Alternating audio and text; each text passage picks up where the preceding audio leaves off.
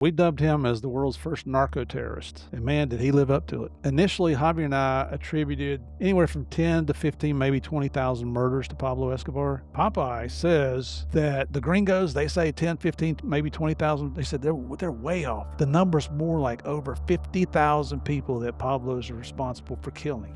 Before Netflix transformed his story into a global sensation, Agent Steve Murphy lived it. A small-town Southern Baptist kid who had a run-in with the law at age 11 that changed the course of his life. Murphy went on to become one of the most legendary DEA agents in history. From shootouts as a young railroad cop to Miami Vice-era drug busts during the height of the cocaine wars, Steve climbed the ranks until fate dropped him in Colombia, just days before Pablo Escobar's infamous surrender. Alongside his partner Javier Peña, Murphy spent 18 months chasing the world's most dangerous drug lord with a $300,000 bounty on his head. What followed were jungle labs, near-death raids, political chaos, and one of the wildest manhunts in modern history. Today, we pull back the curtain on Agent Murphy's law enforcement career, the real story behind Narcos, and what it takes to take down a kingpin in a land ruled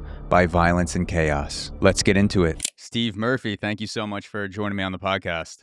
Zach, thank you for having me. It's a pleasure to be here. There are so many directions that we could go in to start this episode with your career, the hunt for Pablo Escobar. The thing that stuck out to me when I was thinking about ways to start this episode is you've talked about a story that you tell in your book, Manhunters, where you had a run-in with the law at 11 years old, which is about 5 years before anyone else usually runs in with the law for their first time. And you've called it the defining moment of your young life. Can you tell the story of how your 11-year-old ass got caught up with the cops at such a young age? Oh, yeah. And let me just start that by saying, in life you can choose to be a leader or you can choose to be a follower, and I chose to be a leader. I wanted to get started at a very early age as a bad guy. Good on you. Good on you. Learn the other side. Get That's inside right. the mind of the enemy. That's how you got to do it from a young age. Nah, so this was summertime. I lived in Tennessee, just below Nashville, in a town called Murfreesboro, and it was summertime. And my buddies and I, we were camping out in the backyard, and you're always up to a little mischief. And we kind of lived out on the edge of town, so we were out riding our bikes in the middle of the night. About, I don't know, maybe 1:30, 2 o'clock in the morning, we decided that we wanted to go get some sodas, and there was an all night laundromat in our neighborhood, so we rode up there. Of course, none of us had any money. So one of the guys came up with a bright idea. Let's go break into a house. And we all thought, it's a great idea. Let's try that. So we go to the house. Now it is the house of one of our buddies, but still he said, Okay. if I go in the door, my dad's going to make me stay home. So we wanted to break in. That way he wouldn't have to stay home. That's a little better. I was just picturing you just texting one of your buddies, like, let's hit this lick up here. They got a Mercedes in the driveway. Just some random Oh, stranger that could have a shotgun. But oh it yeah. makes a little bit less nerve-wracking that you do at least have some run-ins with the owner of the house. Yeah. He won't shoot you in the face right away. Well, you don't know that. I mean, this was not we weren't a wealthy family. We were, our neighborhood did not have any Mercedes parked in any driveways. Mm. So apparently we were not very stealthy. We spoke a little too loud and raised suspicion from some of the neighbors. And the next thing you know, a police car pulls up and hits us with that spotlight. And I mean, 10, 11 years old, we're scared to death. We're just froze. We're like a deer in the headlights. Two police officers come over and, no guns or anything like they're like, boys, what are y'all doing out here? And so we explained to them what was going on. And they, you know, you think back now, and I'm sure they probably looked at each other and chuckled. And they said, well, boys, you got a decision to make. You're either going to come with us and spend the rest of your lives in jail, or we're going to take you home to your parents. And we looked at each other and we said, take us to jail. Yeah. Because we knew what was going to happen when we got home. And then believe me, it did. Mm. Our camping out days were over for the rest of that summer. We didn't camp out anymore. Yeah. And I'm assuming, you kind of alluded to this, but there's a lot of gun carriers in the neighborhood that you grew up in. It was a gun carrying state. Oh, yeah. And so your making me think back to the differences growing up in New York where, like, the only gun incidents we'd ever hear about were, coming from the city or the shooting somewhere in Mhm. the Bronx. I was growing up on Long Island, not a lot of gun carriers, but if you're growing up depending on what state you're growing up in, like, you have to worry about getting into an altercation or, cutting someone off or, breaking into someone's house. Like, someone could easily stick a gun in your face, and that's a real outcome. Yeah, and it was I mean, this is we're in Middle Tennessee. We're right on the edge of the city and the county, so it's not Murfreesboro at that time was not a big city like it is now. I think it's over 100,000 now, but Mhm. back then it was a small sleepy town suburb of Nashville.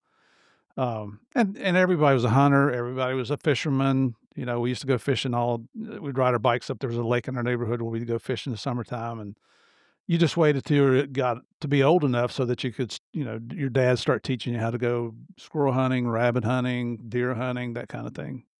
Did you feel markedly different after that incident? Like, you had a run-in with the cops, you're 11 years old. Like, I'm just trying to think back on the most exciting things or nerve-wracking things that happened to me at 11, and just, like, the meter doesn't even come close. Like, I had a bike gang, and we would go around my neighborhood and, like, occasionally go off ramps and set off firecrackers, but I'd have to imagine that at 11 years old, getting in an actual, you know, like an incident with the cops, like they stop you and everything like that has to change sort of the way you think or move about as a teenager.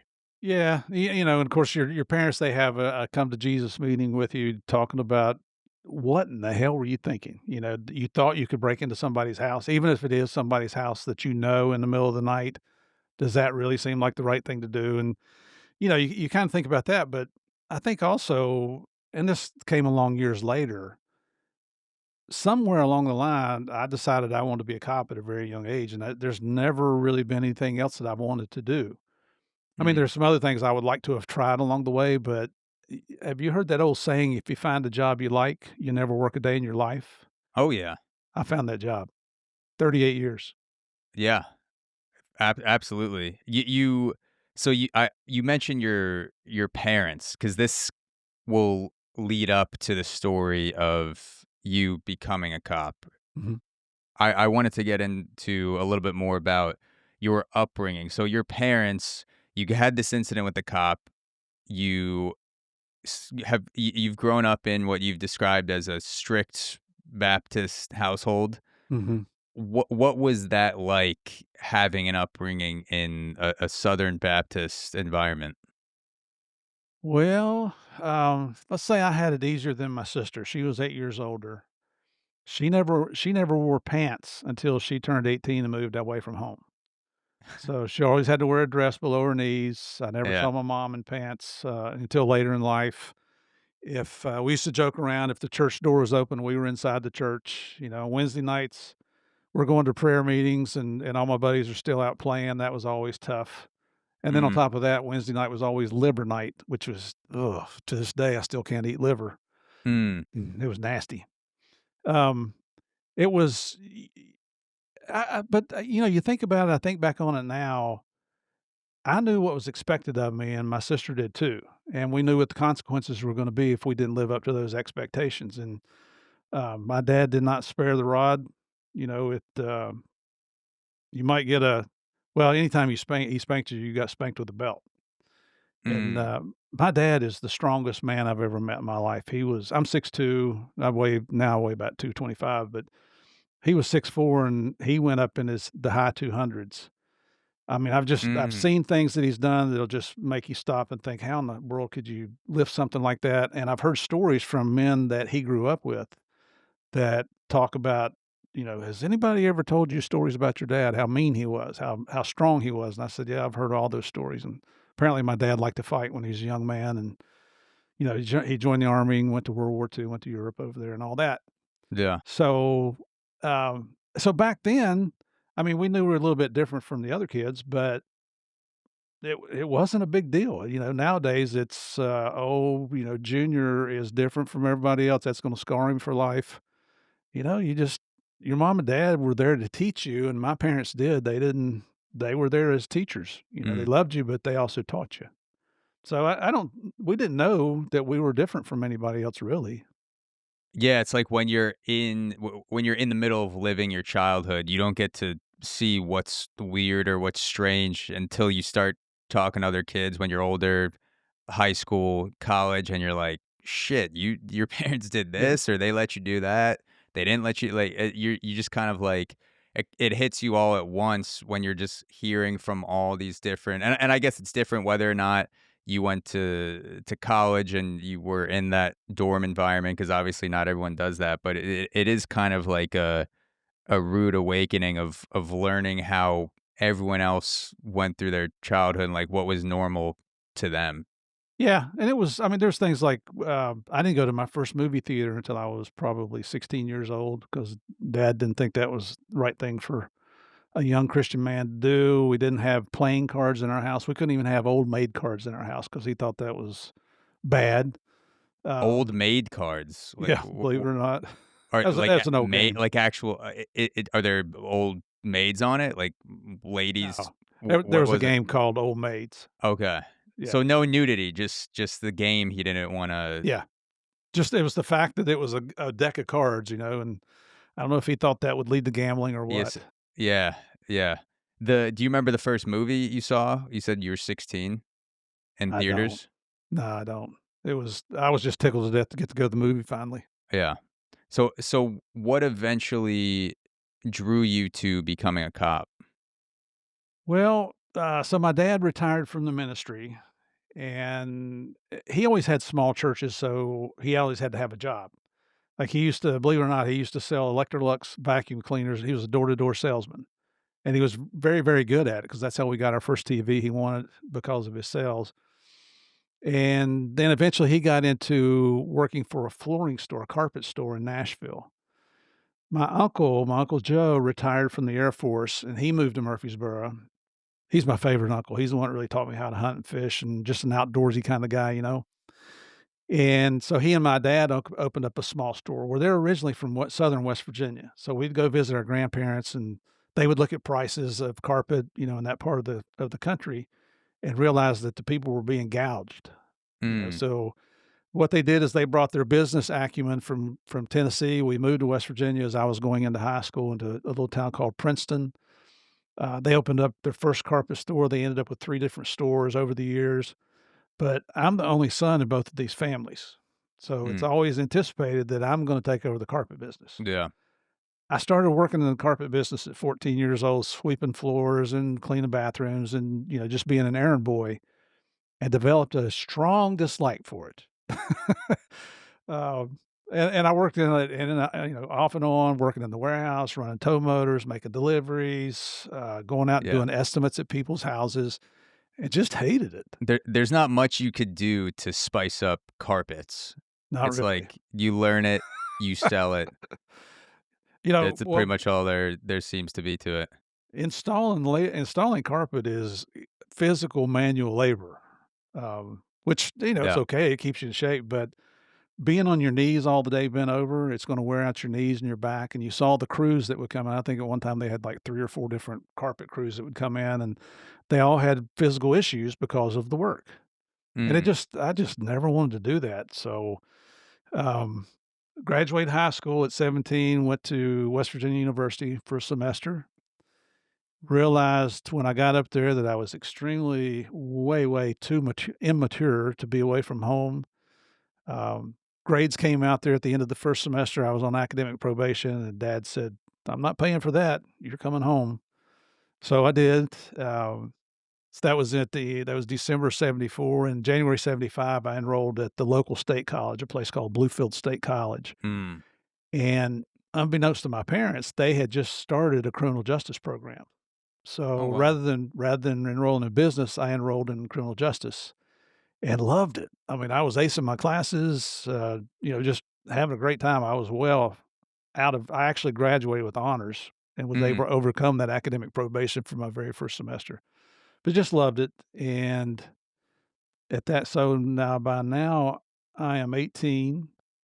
That summer, of '75, I was the first college student to take advantage of their internship program, so I did a 5-week stint with the city police, a 5-week stint with the sheriff's office. Come back into the fall semester, the main professor at that time, his name was Gary Willis, and, Mr. Willis came to him and he's like, "Steve, they're gonna offer the civil service exam for police department here." I was still 18 years old, and I said, "Well, Mr. Willis, I'm only 18." He said, "They're not gonna hire you, but it just gives you the ability to take a test so that when you're older, you'll know what to expect on these Mm, tests." So it makes perfect sense. I go take the test. When the scores come out, I scored 10 points higher than anybody else. I was number 1 on the list. wow. So the city chief, and this is we're talking about a 35-man department. That's not a big town, you know?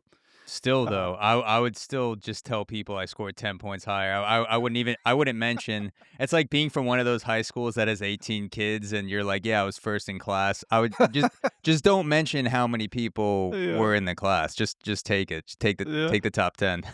It was funny, but, I mean, the chief, I'd already done an internship there, and the chief liked me, so they hired me. Now I was 18 when I took the test. I turned 19 in October of '75 and got hired in November, so I was 19 by 1 month. I wasn't back then, they supplied you uniforms and shoes and things like that, cruisers and all that, but you had to provide your own leather gear, your gun belt, and your weapon. Hmm. I wasn't old enough to buy a gun at 19. It's a So little bit of a predicament for a new cop. well, one of the cops there that I'd gotten to be really, really good friends with, who we're still close friends to this day, Kelly Walls.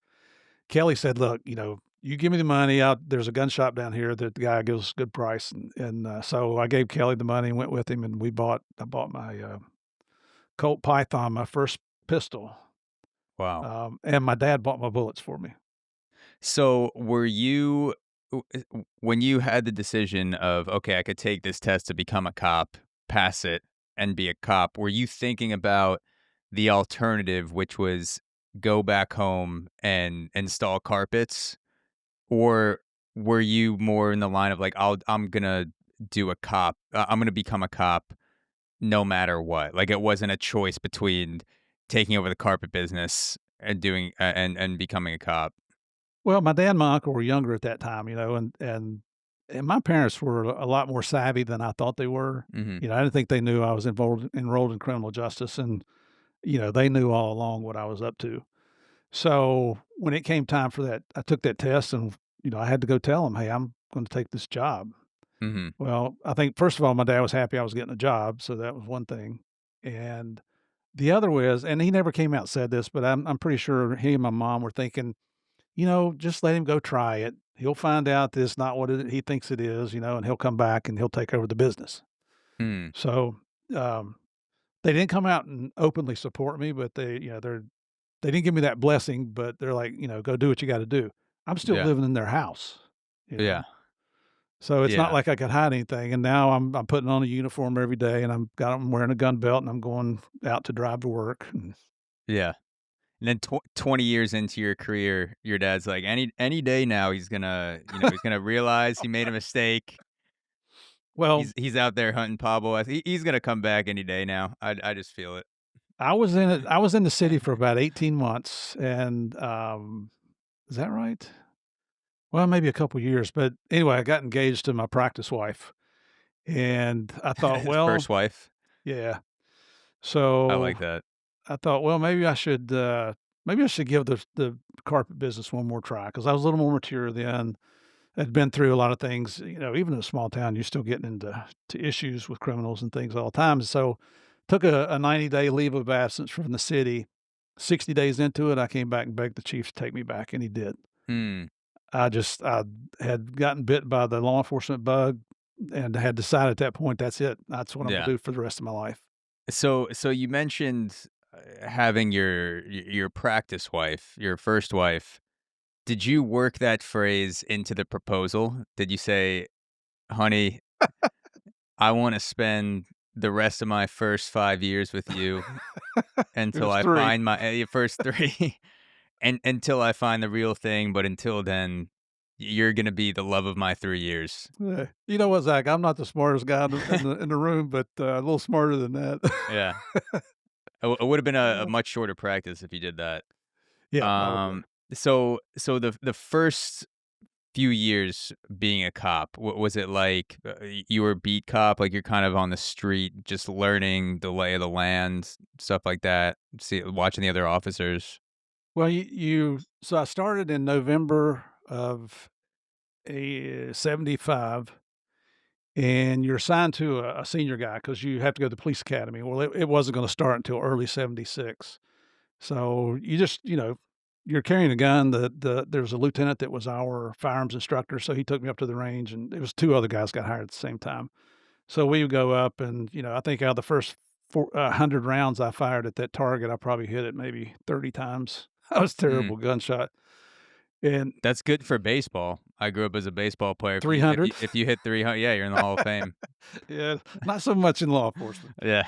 But, so I go to the West Virginia State Police Academy, and that's a living academy. You got to come home on weekends, and you're with new police officers from all over the state of West Virginia. There's 50 of you per class, and there was a firearms instructor up there named Ralph Porterfield, a sergeant, who was just a phenomenal shot and could take somebody with no talent whatsoever and teach you how to shoot a weapon. When Mm, I graduated, I graduated 5th in my class. I even got a little plaque, for being the top 5 mhm. shooters of the class. And after that, I started shooting competition, and I became very good at shooting a weapon. But, I'm just curious, what are some of the techniques or the adjustments that this guy made that brought you from a 30 out of 100 shooter to a top shooter?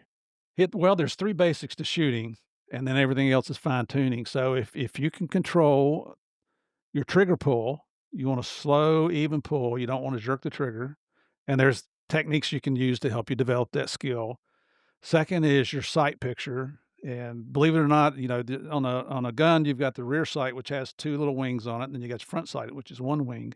Mm, You actually focus on your front sight when you're shooting. You don't look down range. I mean, you can see peripherally down range, mm, but you don't look at your rear sight. You look at that front sight to make sure there's equal amount of light on each side and it's level with the 2 wings in the back. So that's number 2. And the third is breath control. And you learn to control your mm, breathing. That's the 3 basics to shooting a handgun. If you can master those, everything else that you learn along the way is just fine tuning it to make you a better shot. That's what Ralph taught me. I mean, I bought a snub nose pistol one weekend while I was home and took it to the range. I couldn't hit the broadside of a barn with it. So yeah, I took it to Sergeant Porterfield, and I said, "Sergeant, I think this," and it's had fixed sights, which means you couldn't adjust the sights. I mm, said, "I think the sights are off on this thing," and it was a Colt. He's like, "Give me that gun." So we go up to the range.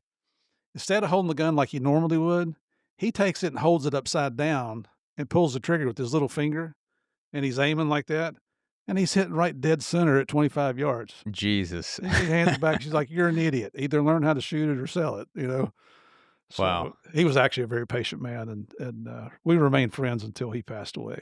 Yeah. Yeah, I mean, growing up outside of New York City, I've only shot a gun a few times. Like, we drive to the range in New Jersey or Connecticut, but I just remember the couple things that have stuck with me that seemed the hardest from shooting on the range were what you said, controlling the breath and staying calm, Mhm. and then also my mental images or, like, the things I was telling myself as I was shooting. Like, I would always think I had the target, and then this voice would come in my head at the last second, like, "Don't fuck it up, don't fuck," and, like, I never like, I grew up playing baseball, and I was able to kind of, like, deal with that voice on the field and find ways to incorporate it into my game, incorporate it into competitiveness, and I guess I just haven't shot a gun enough times, done enough repetitions to be able to, you know, more align that voice to go along with hitting the target. Well, it is definitely a perishable skill. It's something that, especially if you're shooting competition, like after I was a city cop, I became a railroad cop for almost 6 years, and I was on their pistol team, and we traveled all around the country, so we were going up against the Secret Service and these teams from all over the United States. I mean, really, really good teams, and we were winning.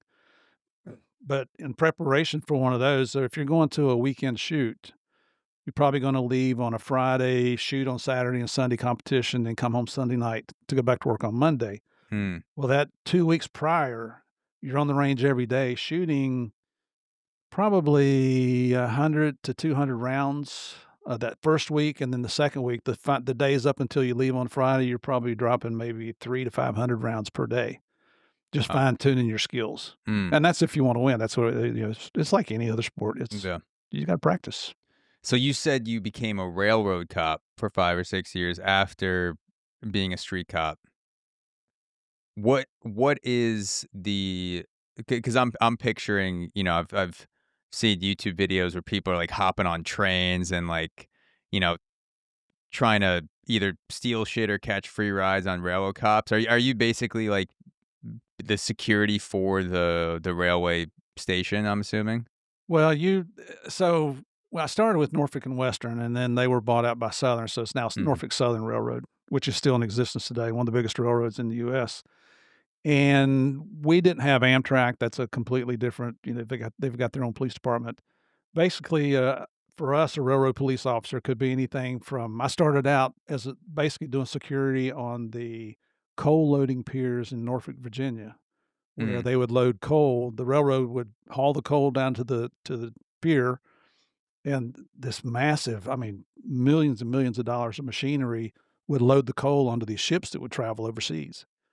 So it was, I did everything from that to you're doing basic, checking buildings, checking, company vehicles, responding to trespassers in the yard, which are typically drunks coming through, but, sometimes mm, they'd pull a knife out on one of the yard crew, and then you had to go and take care of business, to investigating thefts.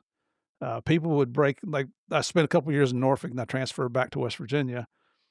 I was always on the night shift, and the chief called me one day, and he says, "Mr. Murphy, I need you to come back in today. We had a theft last night, and the equipment that was stolen is worth several $100,000." I said, "Good mm, lord, what was it?" "It's equipment that can only be used to align tracks, the rails of a track. mm. There's no other use for it anywhere in the world." And so, Highly specialized. so obviously the guys that stole it didn't know what they had.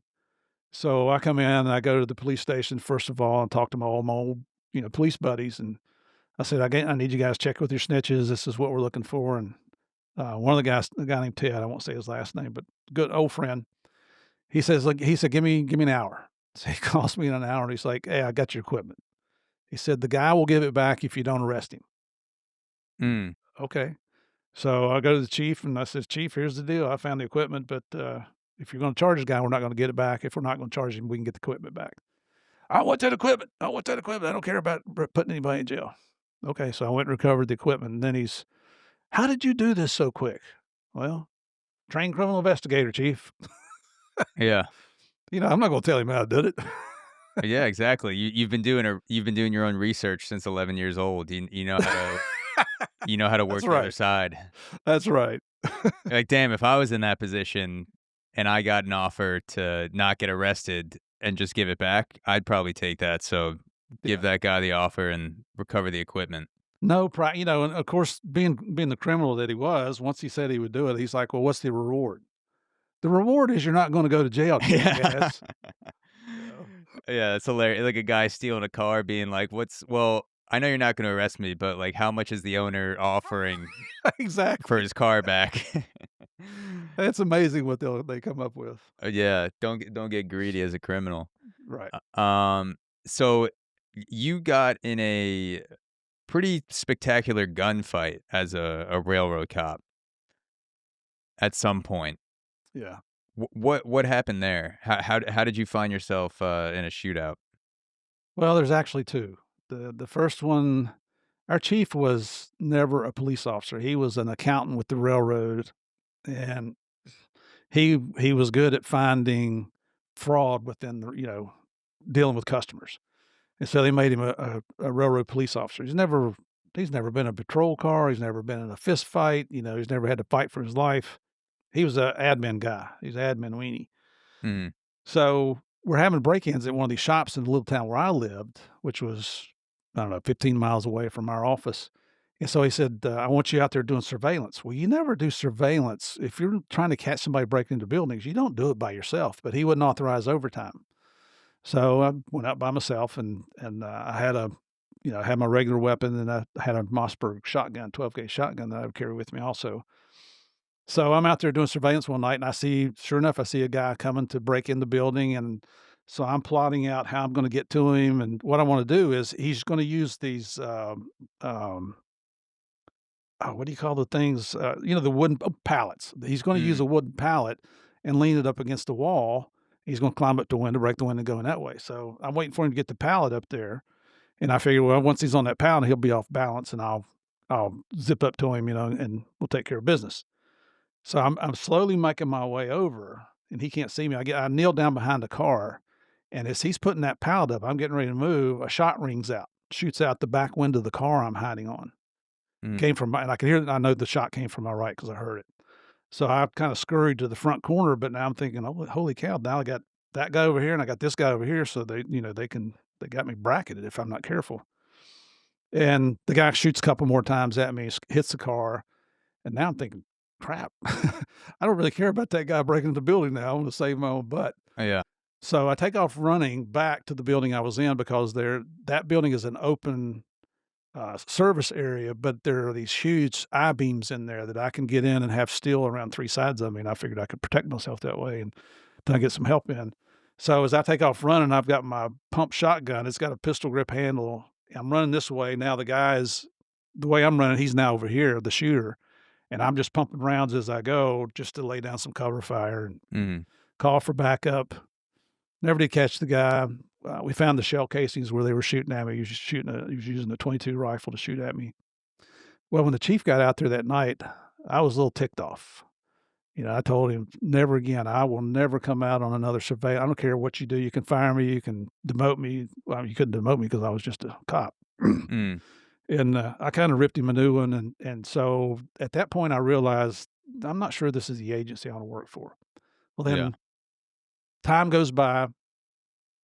Another night, I'm out checking vehicles and buildings in the railroad area, the main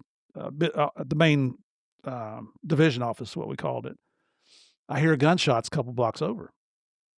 Well, I'm nosy, I'm a trained criminal investigator. I want to Mm, know what's going on. So I go over there and I look, and there's a downhill grade, and I see a police officer hiding behind his car, and he's exchanging gunshots with the guy in the third floor window of an apartment building. So the bad guy's got the high ground shooting down on the cop. So I zip down there along the buildings, run out to the cop, get behind the car with him. I'm like, what's going on, man? He said, that guy shot that guy. There's a guy laying on the sidewalk. And he said, and he keeps shooting out the window trying to kill him. And he said, so when he comes up, I shoot at him, then he shoots at me, and then he shoots at that guy. I said, okay, you got backup on the way? And this guy was a rookie. He's like, oh, no, I didn't. So he reaches up and calls for help. And like, dude, that's the first thing you do is call for help. So So, so the guy who was on the third story was shooting at the guy below on the sidewalk. The cop shows up, goes up. The guy already on the third story shoots at that cop, mhm, goes back down, and then continues to shoot at the guy on the sidewalk. yeah. So what happened is that guy came home and caught that guy in bed with his wife. Ooh. So before that guy could run, that guy got a 44 Magnum and shot him right in the eyes. Oh, And so yeah. he's laying on the street bleeding. He's in bad shape. So I run over and I drag him up in a recessed doorway so the guy can't kill him and get back out. Help shows up and we have a standoff there for a while. We killed that building dead in hell, but we never hit the guy, thank God. And Yeah. eventually he gives up. So now this is a Saturday night, Sunday morning type thing. And so, again, this is my old police department. I know everybody.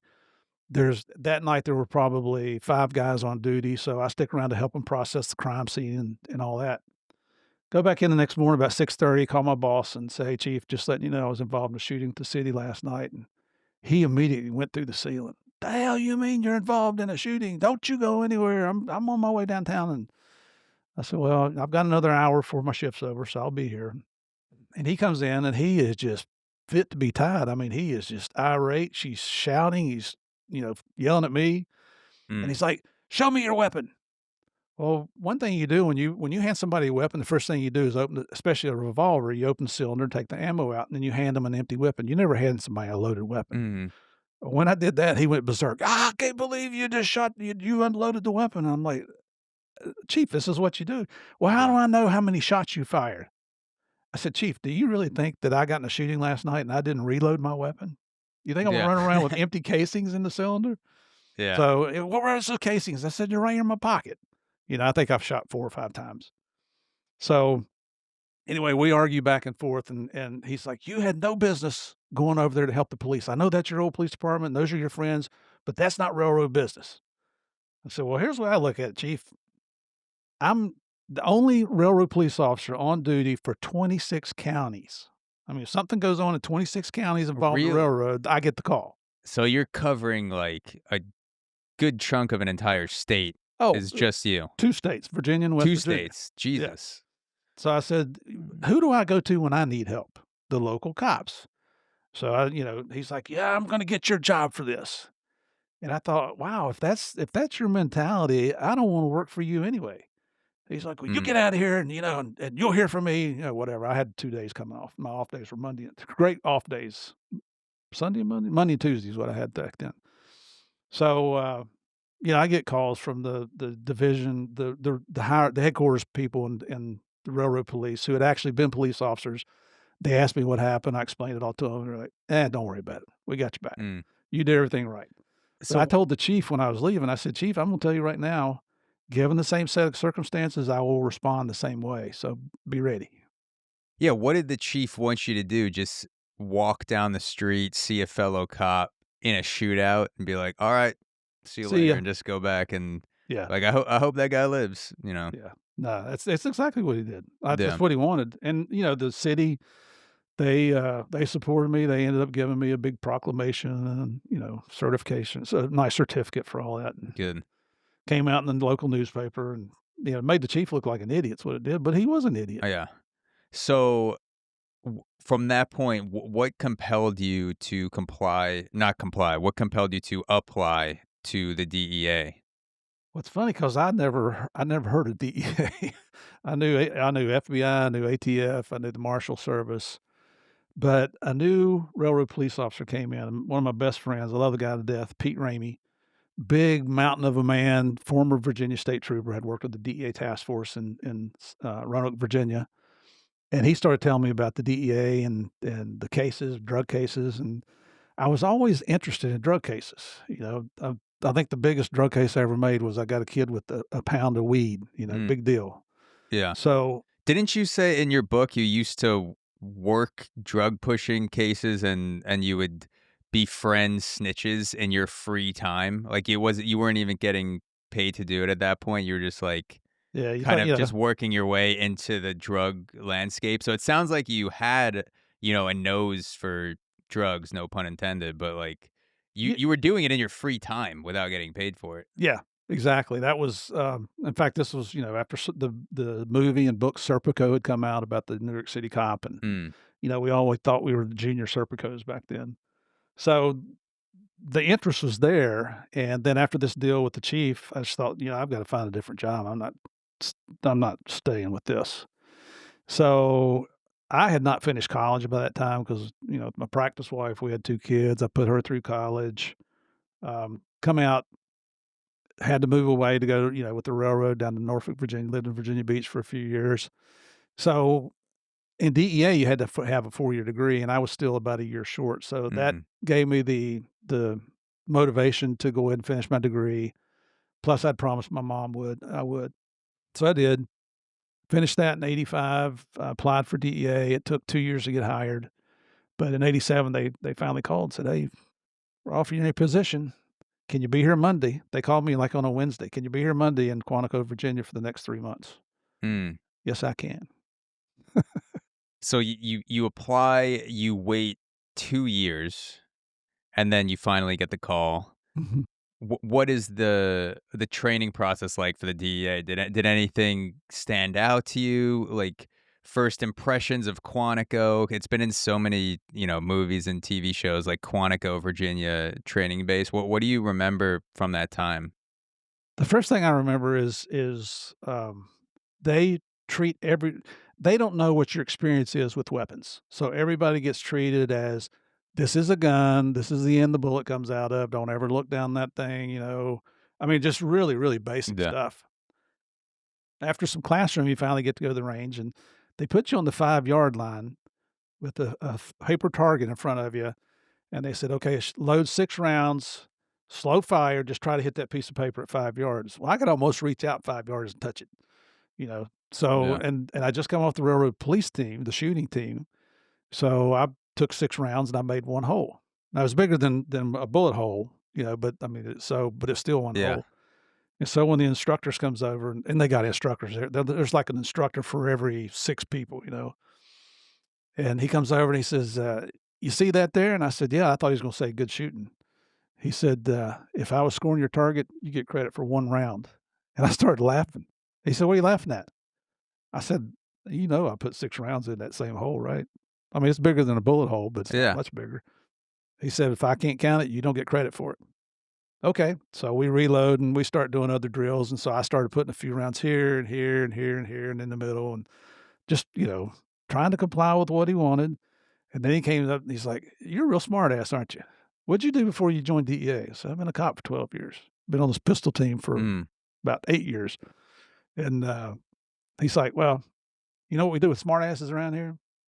I want you to write me a memo." I'm like, "About what?" He said, "Why you can't comply with my instructions out here on the range." Like, really? Okay, so and that was how you got in trouble there. If you got in trouble, if it's serious, you got kicked out, but if it was just stupid like that was, you had to write a memo. Yeah. For So being too good when you first get to the DEA. Did exactly. did they did they require any firearm experience before the DEA? Is that why it was so easy to start? Because they just wanted to weed out people who, would like shoot themselves with the first test? No, Like, no experience required. I mean, and I understand because I eventually became a certified firearms instructor for DEA. yeah. I was out in the field, and then I'd go teach at the academy for a few weeks every once in a while, but they're just teaching the right way. They prefer that you don't have experience because then they don't have any bad habits they have to break that you have. Mm. So, it was, later on in the class, I was there for 3 months. We had a couple of people that were struggling, and, we didn't have semi-automatics back then, we had, revolvers. And so one of the techniques, like I was telling you, teach people how to slowly pull the trigger so it's smooth and you don't jerk that barrel, is you take an empty gun and you would put a dime out there on the front right behind the front sight, and you just sit there and practice gradually pulling that trigger and not letting the dime fall off. And Mm. it creates muscle memory and it works. So they would have me in the evenings, they come up like, "Mr. Murphy, all right, you're gonna be working with these 5 people who are having problems on the range because if you don't make the minimum standard in firearms, you get kicked out. It's one of the few reasons you get kicked out of the academy." So we'd get up there with a bunch of dimes and we had these guns that didn't have firing pins. They call them red handles. Mm. And we'd sit in my room. I had a roommate, and we'd sit there and just for an hour make them just sit there and pull the trigger, and I do it with them. It's good practice. Yeah. So Yeah, that I makes went sense. I If went you're from being a jerk to teaching some of the students to help them get through. Yeah. Yeah, and it makes sense what you're saying with not having the bad habits coming in. Because if you were shooting the gun the wrong way for 10 Mhm. years and you come in and you don't know how to shoot a gun, like, it's better to have a blank slate to teach someone how to do it. Yep. I mean, some people would come in and they see on TV where you throw those bullets down the range, and you pull that trigger as you're slinging the bullet, you're helping the gun throw the bullet down the Yeah. range. It's just really stupid. I mean, if I was going off of experience of, uh, just purely TV and films when I'm 18 years old and I apply to the DEA, or let's say I go to college first and then apply to the DEA because you said a college degree is required. I've never shot a gun in my life. The first thing I would do based off of movies is just turn the gun to the side and start Yeah. shooting.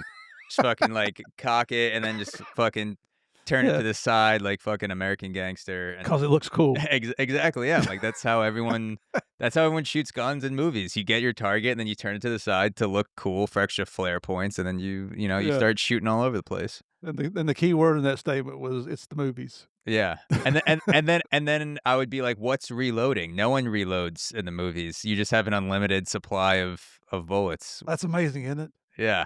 They What got is they this got a what is this revolver. reloading thing? Yeah. They got a revolver that holds 6 rounds, and they'll shoot about Yeah. 27 times before they're, "Oh, I still got a round left." Yeah. That that's some so I was reading, apparently a lot of the special ops guys, like Navy SEALs, Delta Force, actually enjoyed John Wick because apparently John Wick, Mhm. the entire series follows the laws of reality for firearms pretty closely. Like there's still some cinematic flair, obviously, but he reloads like right number of bullets.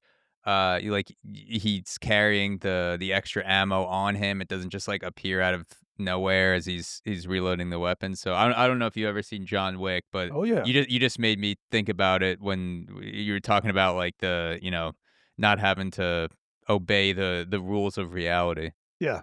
Yeah, no, it's and there was I don't know if you're old enough to remember Miami Vice with, Sonny Mm, Crockett and Tubbs, but there was one guy they would bring on there to play a bad guy who was actually a competition shooter, and they would show you this in some firearms training classes. They would take a clip out of a Miami Vice episode, and it's showing how he's running and gunning, but he's also he's a very adept at unloading, grabbing a magazine, reloading, let the slide go forward and continue the gun battle. yeah, And that's what you need to know how to do if you're gonna be carrying a gun out on the street, especially nowadays. I mean, there's so much violence out there. yeah, yeah, absolutely. And after I watched John Wick, I assume the guy who you're talking about from Miami Vice did similar training because he was a competition shooter. But I watched the videos of Keanu Reeves at Terran Tactical going through all the Yeah, courses and you know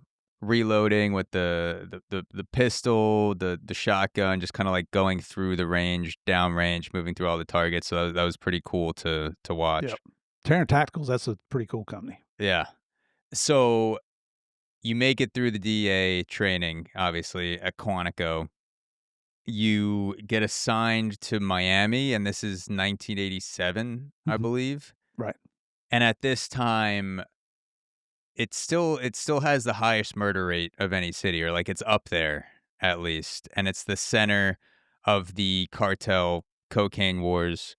What are you thinking as you're driving down from Quantico, Virginia, coming from West Virginia to Miami? Well, it's, my wife and I are both small town people. Yeah. We got down there and you're just thinking, "This is cool." I mean, it was exciting. My wife is, she was a registered nurse. She's retired now, but she was always she enjoyed the trauma centers, the emergency room, the operating room, ICU. I think everything she does is gross. We you just Mhm. it's you deal with you deal with situations, as they come to you, but she's in there every day dealing with sickness and death and Yeah. very depressing in my opinion, but that's what she liked to do. She thought it was really exciting, and she's always supported me being in law enforcement. I was a cop when I met her. Well, she kinda has, like, the aftermath of the shootouts. It's like you get in the shootouts, and then Yeah. anyone who gets shot goes to her, so you're actually increasing her business. She should say thank you. You're increasing the That's right. the the shootout to ER pipeline. I kept her in clientele. Exactly, yeah, you're so kind to send her all those patients. Oh, yeah. But we got down there, and here's a good example of how naive we were because 'cause we're a small town. We moved and um, let's see, we lived in an apartment, and then we rented a house before we bought a house in Fort Lauderdale, in Plantation. So, um, the most cocaine I had ever seen at one time was 2 ounces. I've been a cop now for 12 years, and I've seen a baggie of cocaine about 2 ounces. Mm, The first undercover trip I got to go on with DEA, this was in February, I think, of '88. We went on a 53-foot Hatter Sport Fisherman, which is a yacht. Has the fishing chair in the back. mm, It had been seized from some drug traffickers, and DEA had wired it for sound and video. We take it it was me and 2 DEA undercover boat captains, and we go to the Turks and Caicos Islands, which I'd never heard of. Took us 5 days to get there. We did bend we the boat has 2 inboard engines, and we hit a reef in shallow water, and it bent the props on one of the motors, so we had to limp into one, I think, Treasure Key, and then we limped down to Nassau. We had, the Navy DEA flew a new prop over from Miami, and a Navy subtender came towards the Nassau port, and then a couple of divers came over and put our prop on. mm. And I'm thinking, "Holy cow, we can get the Navy to do things like this?" So, then we head on down to the Turks and Caicos Islands. We're there for a couple weeks. Finally, the bad guys, they're bringing in 400 kilos of cocaine. 400 kilos. Yeah. So you're So going from baggies to bricks. I went from 2 ounces to 880 pounds of coke. God And I damn. tell you what, Zach, I was addicted to cocaine at that point, but just in a different way. Oh, yeah. But Yeah. this whole case centered around proving that the Castro brothers were allowing Cuba to be used as a transshipment point from cocaine coming out of Colombia destined for South Florida. So to Mhm. prove that, the Air Force had a P-3 AWACS radar plane up at our behest to track a plane, a twin engine coming out of Cuba, flying to Turks and Caicos. You know, it gets to the end of the runway as it's turning around, the back door flies open. I'm standing there. We got a Turks cop with us. And they're throwing green duffel bags out full of cocaine at me. They Mm. go up, they refuel, they take off, and they fly right back into Cuba. So that Mhm. was the whole purpose of that case. And then we did a controlled delivery, what we call a controlled delivery in the United States a few weeks later. So the cocaine, was it coming from Colombia to Cuba, and then Cuba someone was getting in a plane from Cuba, dropping it off at Turks and Caicos, and then, Or wherever. or wherever, and then someone else would come in and finish the trip to America? Yep. So then that was we were hired as a transportation group. Our undercover role was, we'll transport anything, anywhere for any time for the right amount of money. And so they thought we had secret compartments on our yacht, this 53-foot yacht, where we could hide 400 kilos of coke in case we got stopped by a Coast Guard or Customs or whoever. And then we could get it into Miami, and eventually we would deliver it to wherever they wanted us to deliver it to. And they had to pony up $50,000 for, we told them we needed for fuel, for food, for payoffs to, port authorities Mm. and things like that. So it went really well. But another example of how naive we were is my wife and I, we move into our apartment in Fort Lauderdale. And so we're learning our way around on the weekends. And Mhm. we went into this strip shopping center and we saw this big store. And we thought, wow, let's go see what they got in there. So we go in the door and somebody stops us and says, "Where's your membership card?" I'm like, "What do you mean a membership? I got to be a member to shop here?" And they said, "Yeah, this is BJ's warehouse." I'm like, Yeah. "So I've gotta pay you and get a membership to come and spend my money in your store? What the hell is this?" And we kinda stormed out, and I thought, I'm never going back in that place." And then we found out what these warehouse stores are all about. Mm. We've never heard anything like that. Yeah. The Costco's BJ's life. Yep, yep. Yeah. So now, I mean, we're avid Sam's members. Yeah. So to go back to the Turks and Caicos coke delivery, that was you said it was your first undercover operation? So so many questions popped in my head. So, like, if you're working undercover, how do you not freak out constantly that your cover is gonna get blown? Like, what are there any signs that you're looking for from other people or anything within the operation that could signal that your cover's blown? Are you do you have a baseline level of anxiety that something is someone's gonna figure you out? Like, how are you going about operating on a day-to-day basis with all that added pressure of being undercover? It honestly, it again, I'm not the smartest guy. It Things like that never bothered me. But, I mean, think about this, my undercover role, because 'cause I'm brand new out of the academy. All it consisted of is I went to one meeting on the boat. We would take the yacht, and we'd pull it somewhere along the intercoastal, there in Fort Lauderdale or Miami, and then we would conduct meetings with the bad guys on the boat because we could videotape and audio tape everything that they were saying. So I only attended one of those, and I'm a deckhand. I have no authority to do anything. So I just sit there and listen. I don't say a word, so it's pretty easy. And then the other part of my undercover is once we got to the Turks and Caicos, I'm just there for the offload. Mm. So I'm just a mope. I'm not a decision maker in our criminal organization whatsoever. So it was a really, really easy role to deal with. We had a couple of informants back in Miami that we called Cheech and Chong. This two old dopers. Perfect. One was an Asian guy, one was a gringo.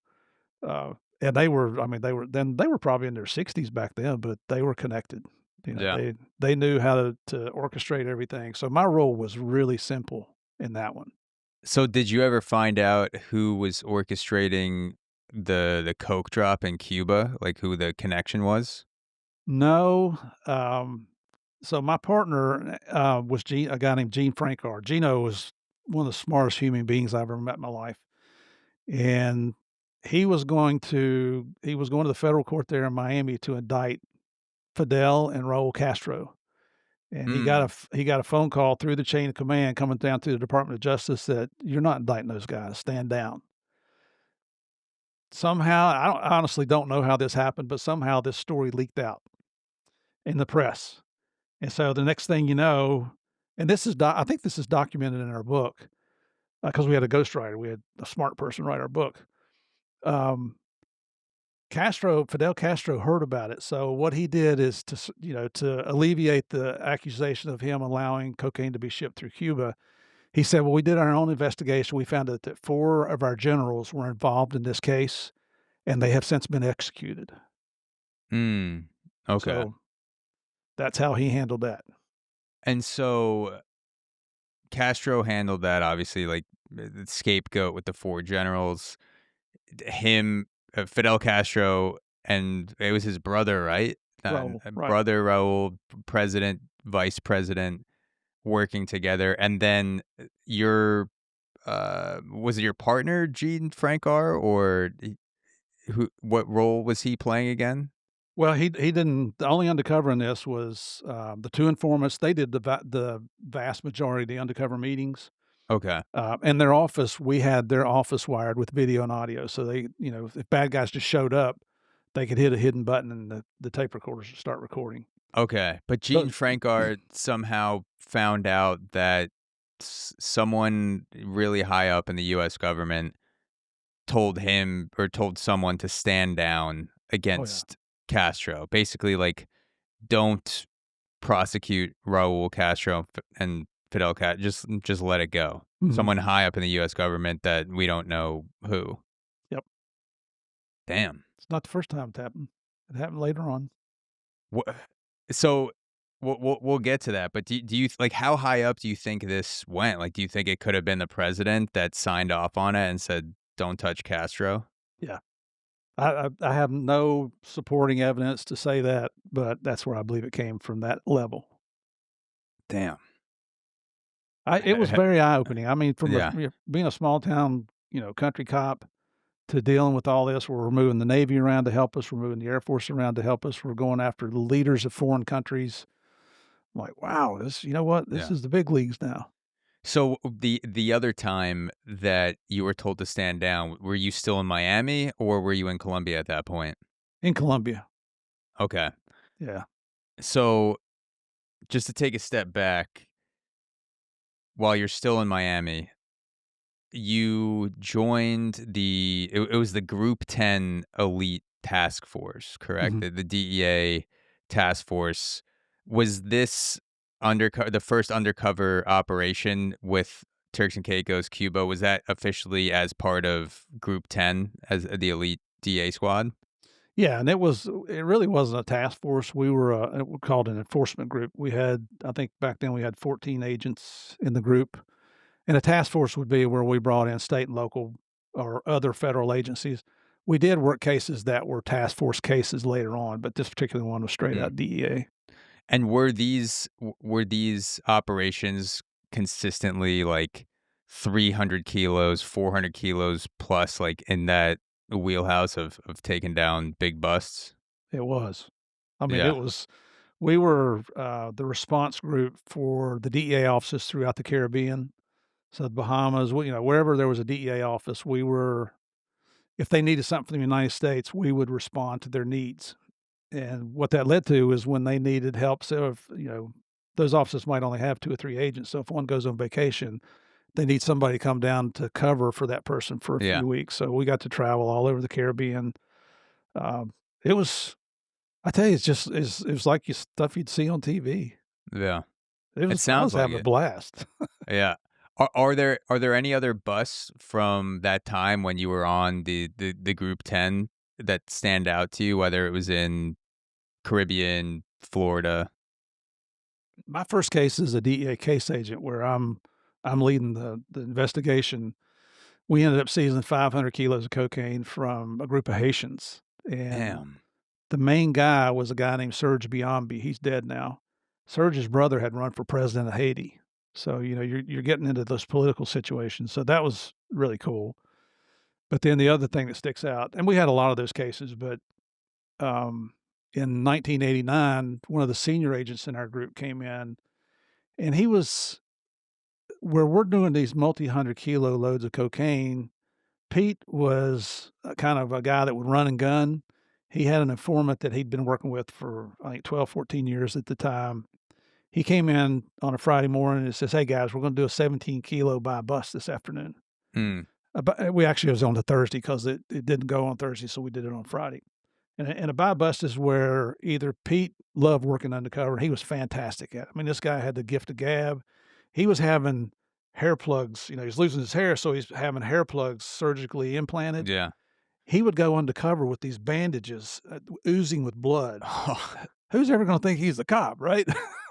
Yeah, I mean, that's true. I know hair plugs are expensive nowadays, but back in the day, I'm sure it was hard to do on a cop's salary. So they probably be like, "Oh, this guy can't be a cop. He must be doing something on the side to pay for these hair plugs." Oh, it was crazy, but so Pete and his informant, they were gonna be the purchasers of 17 kilos. So, buy bust is either where they're gonna buy or they're gonna sell the coke, and they were gonna buy it. Mm. And the price of coke back then was about 26,000 a kilo wholesale. So 17 times 26,000 is a lot. 52 would be, I don't know. Anyway, it's a lot. 26,000. So it's being sold for 26,000 in Miami. Right. What was the cost like for production and getting it to Miami? Because I'm just trying to figure out like the profit margin Oh, in my the head. return on investment is phenomenal. So it costs roughly $1,000 to produce a kilo of coke in Colombia, and your Hmm. transportation fees are gonna be $3,000 to $4,000 per kilo, so roughly 5,000 to get that kilo into South Florida. Okay. It's going for 26. Back in the late 70s, early 80s, those kilos were going for 60, $80,000 in South Florida. What? Yeah, So you're talking almost a 20 times profit margin. and 5,000 to 80,000. even at No, yeah, like 26, 15. Yeah, you're that, getting 5 times return on your investment. 5 times return. Yeah, 80,000. That's why so many Damn. people go into that. Now, don't get any ideas here, Zach. Yeah, I mean, a long time ago, I You're was starting to in rub the your beard. I can see those wheels turning, the dollar Yeah, signs are popping up in your eyes. I'm just like, "Damn, how much do I make a week from, my job plus podcasting? It seems like a pretty good deal. I could, start some business on the side." Uh, I'm gonna But have no, yeah, like, like, that is, like, especially for someone that, maybe you didn't go to college or you dropped out of high school, you're from a poor country, you grew up in shit, and then all of a sudden some guy's like, "Do you wanna make $10,000?" You're like, "What did you just say?" Like, yeah. "Yeah, here's $10,000, just, bring this over here and we'll give you cash." Like, the financial opportunity alone is such a draw to get into that game. It is, but, I don't know how you grew up. I didn't grow up with money. I mean, I've seen tens and tens of millions of dollars laying on the table. I've had I've had, one case I seized $1.3 million. It was me and my group, but it was my case, and we had it locked in a locker over the weekend with, I mean, I could have gone and taken any amount of money because it hadn't been counted yet, but Mm, you look at this and you think, what the heck? I mean, what am I gonna do with that? I don't know what to yeah. do with $1 million. Was that a problem back in the '80s? Did you have a lot of dirty cops, or was that not something you were Uh, dealing with? in DEA, it was rare, but it was not unheard of. So, I always said that to me, integrity is like being a virgin. Once you give it up, you can't get it back, right? Yeah. So, if you're tempted by things like that, don't come on the job. Because in my opinion, nobody hates a bad cop more than a good cop. Mm, I think bad cops should be under the prisons. I don't yeah. think they even deserve to live in general population with the regular prisoners. Did you ever have any confrontations with officers or even, DEA officers where you had to say like, "Hey, you know, cut that shit out," or like, "I know what you're fucking doing," or did you Not a ever single time. not have a conversation like that? Not a single time. Mm, that's good. Oh, it's I tell you, there's so many studs and studettes out there that are heroes that the world just doesn't know about.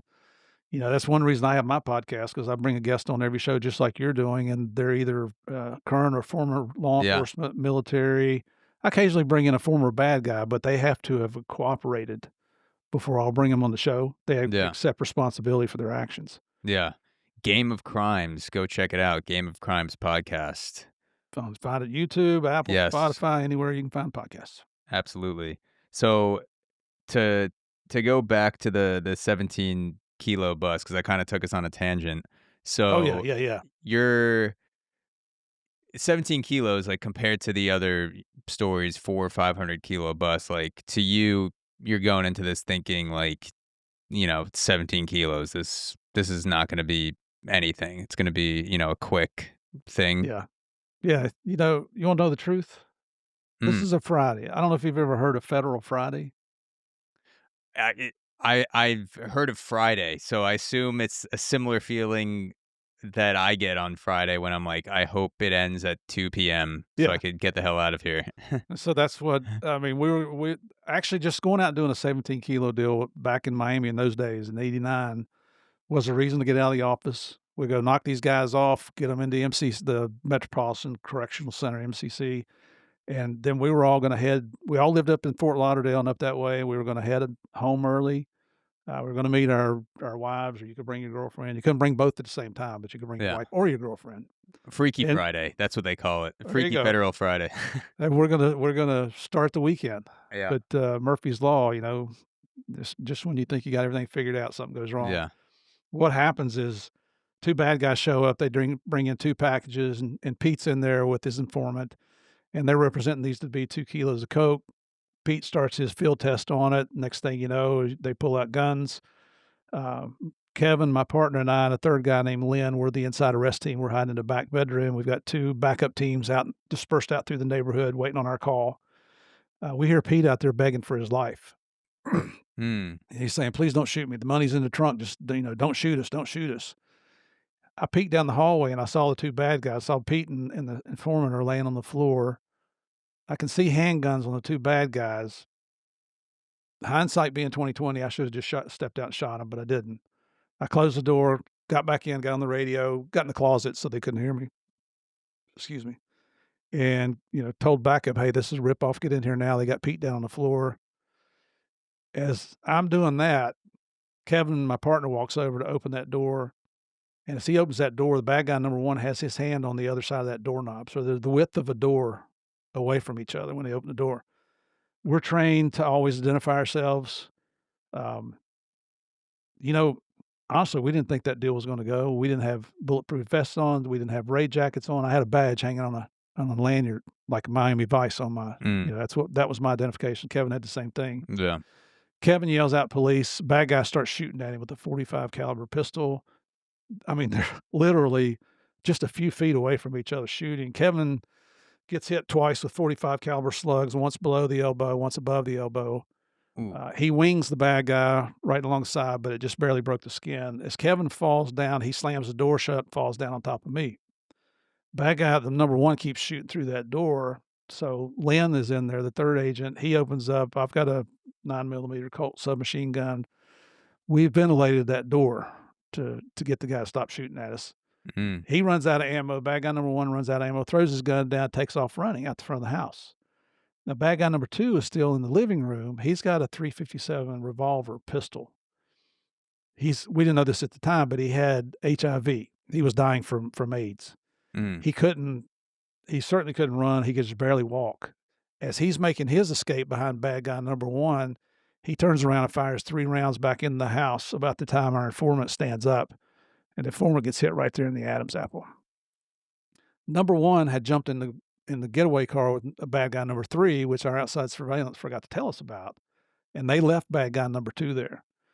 So, we're there. I'm there with Kevin, and we've got pillows off the bed, and we're trying to hold, telling him, you're trying to staunch the flow of blood, and Mm. you're offering words of encouragement. And Kevin's a former Marine, and he was a sports psychologist before he became a DEA agent.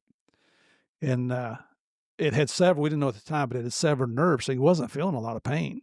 Mm. And he looks up at me, and all he says is, "Go get that son of a bitch." Now, that's my partner laying there shot. So I come up, I've got my machine gun. I yank that door open. There are techniques that we're taught to make it more tactically sound when you're trying to go around corners. And it's not like TV, because they don't show the right tactics. Yeah. It's not real exciting. It takes a Yeah. few extra seconds, but What is it is it called? It's like slicing the pie or that's something it. like that? That's Yeah. what we call it. And you Kinda going incrementally slow. come around the corner.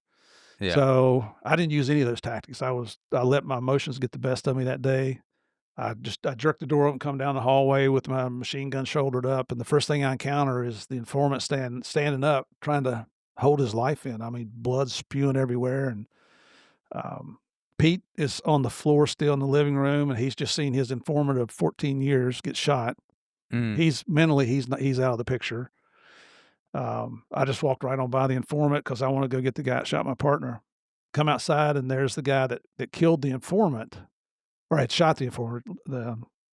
He lived another hour or so before he passed away, Mm. and he's walking down the sidewalk. I'm I'm a hell of a shot with a handgun. With a rifle, I'm deadly. This would have been about a 20-yard shot right in the back of his head Mhm. that I would have no problems pulling the trigger, but we're trained to look. What's the threat there? Does he still have that gun? He dropped it. He's not a threat now. I can't pull the trigger. And I make a big deal out of that. I tell that story whenever my partner, my old DEA partner from Colombia, Javier Peña, and I, we traveling around the world. This is our 10th year of telling the Pablo Escobar story. And I always tell that story about Kevin because that's what separates law enforcement from the bad guys. That's that thin blue line that you hear about all the time. You step across that thin. If I shot that guy in the back of the head, I'm no better than he was. Mm. Now, that's just what separates us. So had to take him in custody, and we finally got the other two guys, and they're all doing life in prison in Florida. But that's probably the most memorable. Kevin, it took him about a year to recuperate. Yeah. I think he had 8 operations. Still, his right arm, the muscle that you and I have here, they detached that and draped it across the back of his arm into the back of his wrist. Mm. So the muscles that you and I used to do that controls his finger movement now. Yeah. That's the most memorable. Yeah. Wow.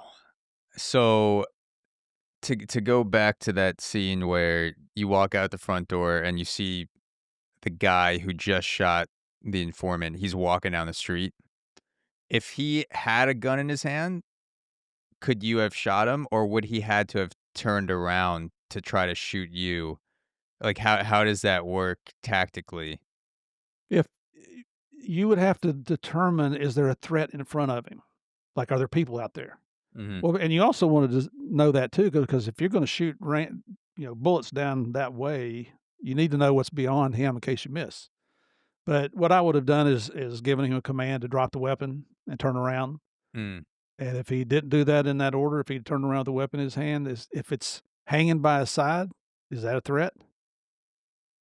I mean, it's something you got to decide Yeah, you because gotta think about it. remember in school they taught you action versus reaction. Mhm. He can probably get that gun up and pull the trigger before I could pull the trigger on my machine gun. Mhm. Um, so, but it didn't happen that way. I Yeah. would have given him an order. I would have given him a chance. Split second decision, yeah.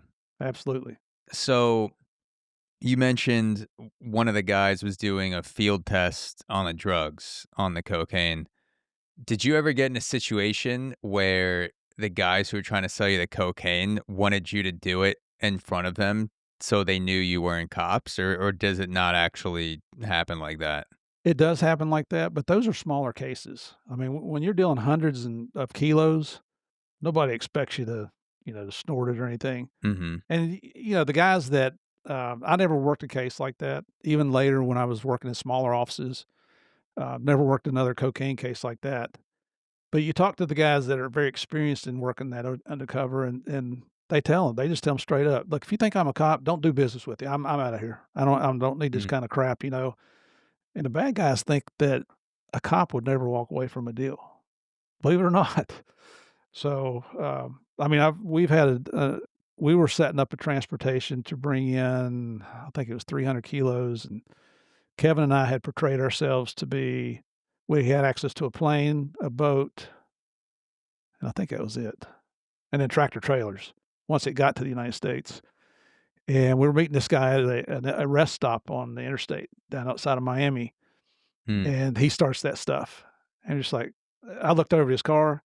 I said, "You've got PBA stickers, Police Benevolent Association stickers on the back of the car, your car. How do I Mm. know you're not a cop?" And then Yeah. I looked at my, Kevin. I'm like, "Screw this guy. We're out of here." And Yeah. he's like, "Wait, wait, wait. I'm sorry. I'm sorry." No, I'm like, "F you. We're out of here." Well, gave him a few days, and he's calling and begging us to come back.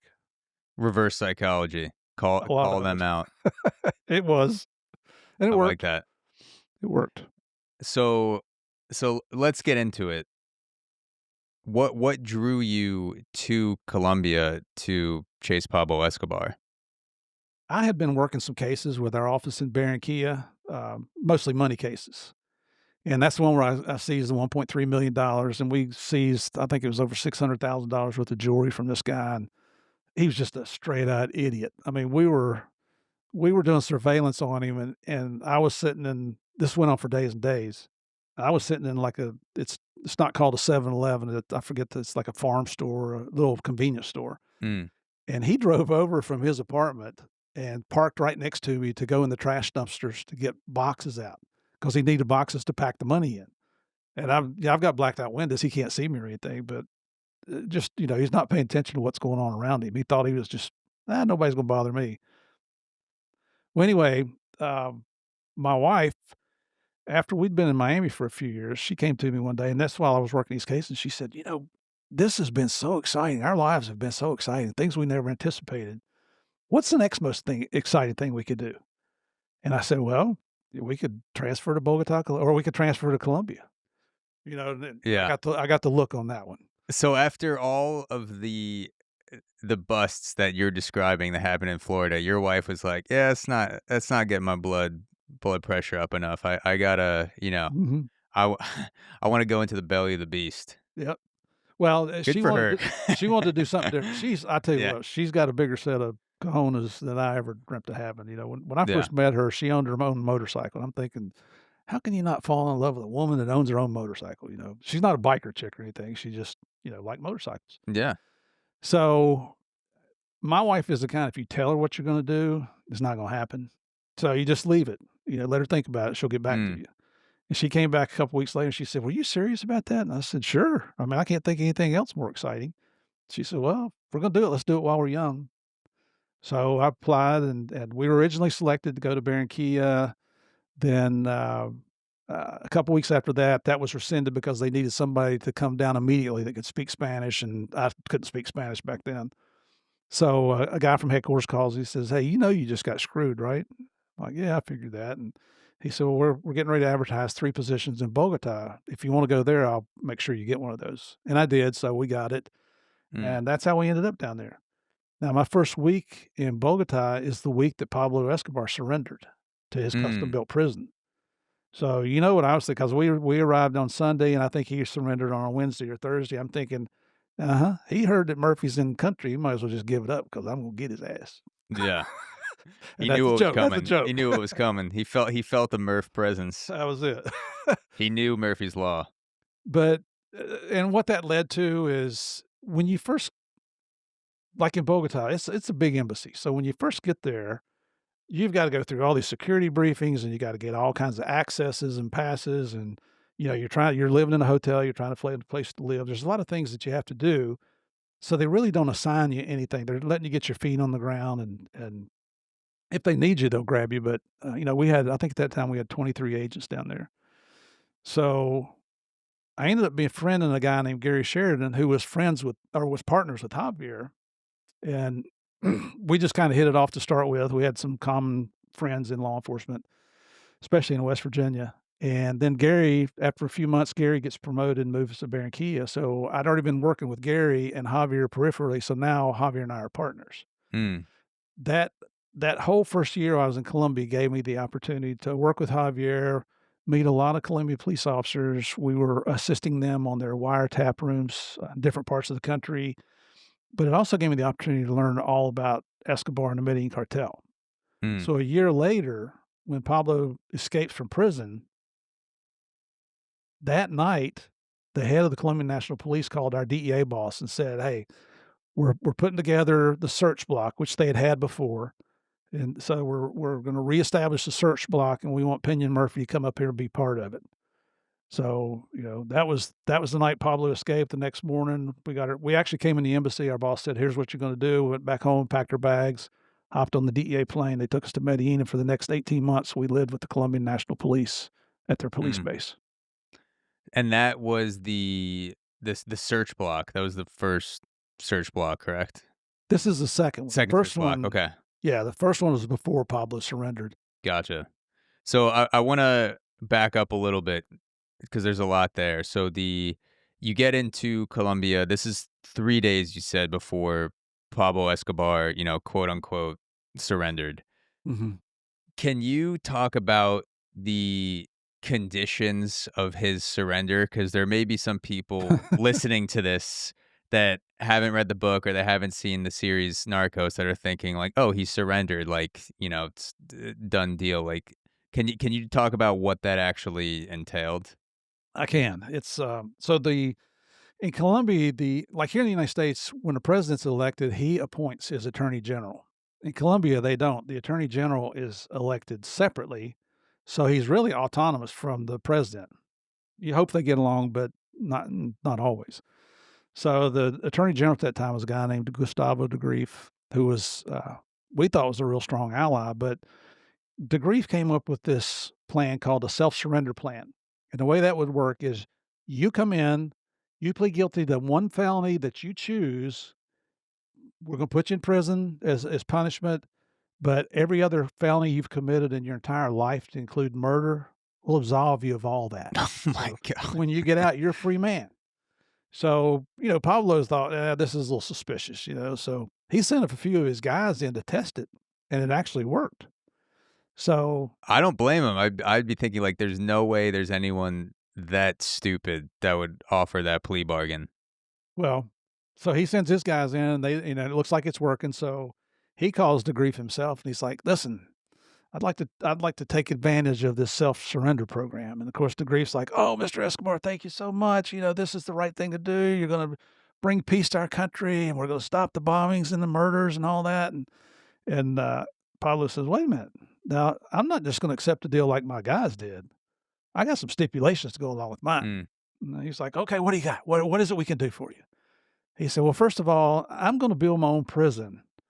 And it's got to be a place that I know is secure, not one of these other, prisons where you put normal criminals. But I'm going to pay the bill on that because I don't want the taxpayers of Colombia to have to bear that financial burden." So DeGrasse says, "Okay." He said, How "Well, kind second, of him. yeah." He says, "Second, the guards at that prison, you know what?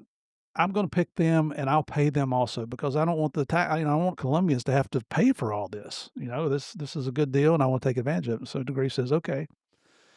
He says, "Well, listen, there's only going to be 14 prisoners counting me, and I'm going to handpick my fellow prisoners because I need people that are loyal to me because, the Cali cartel hates me, the gringos hate me, the Colombian government hates me. Everybody's going to be after me, so I need people that are loyal to me." And DeGrief said, "Okay." He said, "Well, listen, um, another stipulation I've got is the good guys, the Colombian police, Colombian military, and those gringos, they're not allowed to come within 2 miles of the perimeter of my prison because I know they're gonna try and come and kidnap me." DeGrafe says, "Okay." Then he says, "I'm only gonna do 5 years. I'm not doing more than 5 years." This is a guy who's murdered thousands and thousands of people. And DeGrafe says, "Okay." And then there are no stipulations to take any of his assets. He gets to keep Wow. everything after he finishes 5 years in prison. What he calls a prison. You and I would call it a country club. Yeah. And DeGrafe says, "Okay." Now, here's a guy who's reportedly worth as much as $30 billion, probably the most richest, probably one of the richest criminals there has ever been Mhm. in the world, and they're going to let him keep his assets. So, and that's what happens. And live in a palace, basically, with no good guys around for 2 miles. He Gets was gets to coming pick and his own prisoners, coming and going, hookers, drugs, partying. he had a bar, a club built into the prison. for him and his invited guests. You know, if there was a soccer game that was gonna be played this weekend that he's loved soccer, and he wanted to go, he'd just go. He'd go out the back gate, and they'd jump in cars, and him and his buddies would go to watch a soccer game. He might go spend a long weekend with his family at the Monaco building for several Yeah. days. I mean, he was known to go to these really nice restaurants. There's a section of Medellin called Poblado, and that's kind of the rich section of Medellin. He was known to go into restaurants with his sicarios, and what they would do is they would lock the doors and tell everybody in there, "Give us your phones," and, and this is under threat of being killed. Of course, everybody did it, and then he's like, "Ladies and gentlemen, I'm gonna enjoy my dinner. I want you to enjoy your dinner, order whatever's on the menu. This is my treat." And so they'd sit there and enjoy themselves and be jackasses the whole time, and then they'd leave, and they'd give everybody their phones back. But Mm. that way, nobody could call the cops and say, "Hey, Pablo's up here at this restaurant." Yeah. It was a joke. When we got into the prison, so we got there, he escapes this day. The next day, Javi and I get there. We fly into Rio Negro Airport. They have a gunship pick us up, Huey gunship pick us up, take us to the base, and then we get on another gunship and we fly over to the prison. And we're going through this thing. Pablo's, what he calls a cell, what I call a joke, Yeah. is a 2-room suite. In the first room, it's a living room kitchen combination. It has a full-size microwave oven, side-by-side refrigerator, freezer, custom-built cabinetry, a nice banana bar with bar Mm. stools, color-coordinated draperies and upholstery. He had legitimate pieces of art. He had a Salvador Dalí original hanging in his prison cell worth over $3 million. Second Wow. room was a combination bedroom, office. He had a custom-made bed that's larger than any king-size bed you've ever seen. He had a fireplace in there. He had a wanted poster of him and his cohorts framed, hanging on the wall. Of course he did. And then his bathroom, he had a walk-in closet, complete with a safe behind these drawers that you pull out, and there's a Yeah. safe back there. There was a section of the closet where you could hang, like, long clothes, like if you had women's dresses. That's what my wife explains this. Yeah. The long clothes there. And the wall back there's a secret button. You push that button, that wall would pop open, and that was a hiding spot. When in Colombian Spanish, they call it a caleta. And it could Mm. be a caleta can be anything where you can hide something. And he thought, well, if the gringos come up here, I'll jump in here if I can't get away, and they'll never find me. Well, we found that. I think we'd like to think we found his big fat ass in there. Yeah. His bathroom, his private bathroom, which we don't have in our prisons, private bathrooms, I've had, heard. had a jacuzzi tub. We lived in fantastic apartments in Bogota, but I didn't have a jacuzzi tub. Yeah. I mean, the Salvador Dali paintings, the microwave oven in the early 90s. I mean, people listening to this might be like, "Microwave oven, like, that's not that No big deal. fancy," but, like, I was born in '93. I don't think my parents got a microwave oven until, like, late '90s, early 2000s, so he was an early adopter of Oh, microwave technology. He had the inside track on that. oh, the TVs, I mean, it wasn't flat screens. Those weren't out yet, but the Yeah, electronic technology he had was state of the art. yeah. Uh, So you mentioned the caletas, they're called, these hiding spaces. So I've heard that in all of Escobar's properties, because I think he had like 800 something just dispersed throughout Colombia, Mhm. plus his labs in the jungle, they would have these coletas where apparently there's still coke in them today. Like they have it either coke or cash or bodies is just in these coletas that have not yet been found. Is that true that they think there are just dozens of these coletas that are just in Colombia in some mansion's backyard or like in the jungle somewhere that still have coke and cash? I don't think there's any coke. I mean, because you'd be surprised how fast they move it. That's money. Mm, So they're not gonna waste that, but I think there are caches of money still in Colombia, whether it's in a caleta. A caleta could be, behind the drywall in a room. I mean, it's mm, any place that you could hide something. So I think that there are some places. I think if it's like a cave or a hole in the ground, that those are probably rotted by now because yeah, they shrink wrap them. But if that wrap lets go, you get air moisture in there, and the paper just rots is what happens. yeah. Before Javier and I retired in 2013, the DEA office in Jacksonville, Florida, had developed information from an informant about a bank account, and it was either Luxembourg or Liechtenstein, I can't remember which, in Europe. And long story short, we were able to prove that that money belonged to a cohort of Escobars, and it was seized. It had $80 million in it. Now, what we believe is, and I'll believe this till the day I die, there are still bank accounts around the world that are in what we call straw purchasers' names, and that would be like I come to you and say, Zach, I'm going to give you $100,000 to go open up a bank account in Luxembourg for me, and put it in your name, but you bring me back the codes, so I can get access to that. Mm, So it'd be in your name, but it's actually my account. But a lot of straw purchasers would be murdered after that, so they couldn't mm, go get anything out of that bank account. But I think there are accounts all around the world, and these banks, they don't care if that money's ever found because they're making money off of somebody else's money.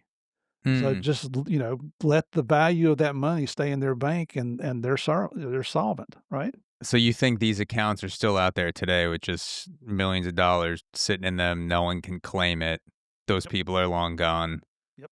That's what I believe. Wow. So the Avianca bombing. So Mhm. this was a few years before you got to Colombia, right? This was in '89, and you got to Correct. Colombia in '91. Correct. But you were in Miami, and obviously, like, you saw the images on TV, videos. Do you remember your first thought when you saw the wreckage of the plane that Pablo Escobar blew up and it killed like 110 people? Yes, there was 107 people on the plane and 3 people on the ground killed, Mm, so it was 110. And you're looking at that, I mean, I had never flown on a commercial flight until my wife and I got married, and we've been married almost 41 years now, and we flew from Roanoke, Virginia to Miami to go on a cruise for our honeymoon. So I didn't have a whole lot of experience flying on commercial planes, but you see a commercial plane, and initially nobody knew what happened. So it took a little while for the investigation to develop to find out what happened, and then informants start coming forward, and we find the true story that Pablo had orchestrated that. And you're thinking, who would be callous enough just to blow up a passenger plane? Because he's ticked off at his country. mm. Pablo declared war on his own country twice. He offered to pay off the national debt of his country 2 different times. That's It's a lot. that was just so for Yeah. me, it's just one of the most heinous things I think I'd ever heard. It Mm. was almost, is that a movie or did that really happen? Yeah, because he would own the country essentially at that point. Yeah, yeah, but, I mean, it just shows you the callousness of this guy. Yeah. No, a true terrorist. That's something that you don't really get a feel for until you read the book and you watch the series and you're like, "Oh, like, Pablo Escobar, you think of the cocaine, you think of the money, but the amount of sheer terrorist acts that he Mhm. either committed himself or he organized and had other people do the deed for him, like, it's psychopathic and evil what he was able to do in such Right. a short period of time. We dubbed him as the world's first narco terrorist, and a narco Mm, terrorist is just a narcotics trafficker that employs terroristic activities in his criminal enterprise. And man, did he live up to it. We initially, Javier and I attributed anywhere from 10 to 15, maybe 20,000 murders to Pablo Escobar. There's one we've been in a lot of documentaries, and there's one out there that's really good, and, I think it's called Finding Escobar, but they yes. interviewed, is that it? It's, I had it here in my notes somewhere. Killing Pablo, I think it was. Are you talking about the guy John Jairo Yeah, Velasquez? Yeah, Popeye. yeah, Killing Pablo. Yeah. Yeah, he admits in that video, we told the producers don't interview him because he's just a murderer, he's a mass murderer himself. On film, you go watch it now, and I always challenge people to fact check me, whatever I'm selling. Don't believe what I tell you is the truth. Certainly don't believe what the media tells you. You should fact check everything they tell you. Mhm. Just, tell me what the issue is, and then let me make up my own mind. I don't need somebody to tell me what to think. But so I'm challenging you to fact check me. In that video, Popeye says that the gringos, they say 10, 15, maybe 20,000. They said they're way off. The number's more like over 50,000 people that Pablo's responsible for killing. And then Popeye on that same video admits to arranging as many as 300 murders himself. I mean, 3,000 murders, and actually committed 300 murders himself. Yeah. So these are the people we're dealing with. Yeah, this is John Jairo Velasquez, nicknamed Popeye. He was a former top hitman for Escobar. He says he's responsible for 3,300 murders, For either three, committing them himself or organizing them. But he was a part of 3,300. So yeah, like, yeah, you could see him easily hitting 50,000 plus with the amount of people he had working with him, the amount of sicarios he had. yeah, Could get that easy. absolutely. It Yeah. was, and you just never knew what was going to happen.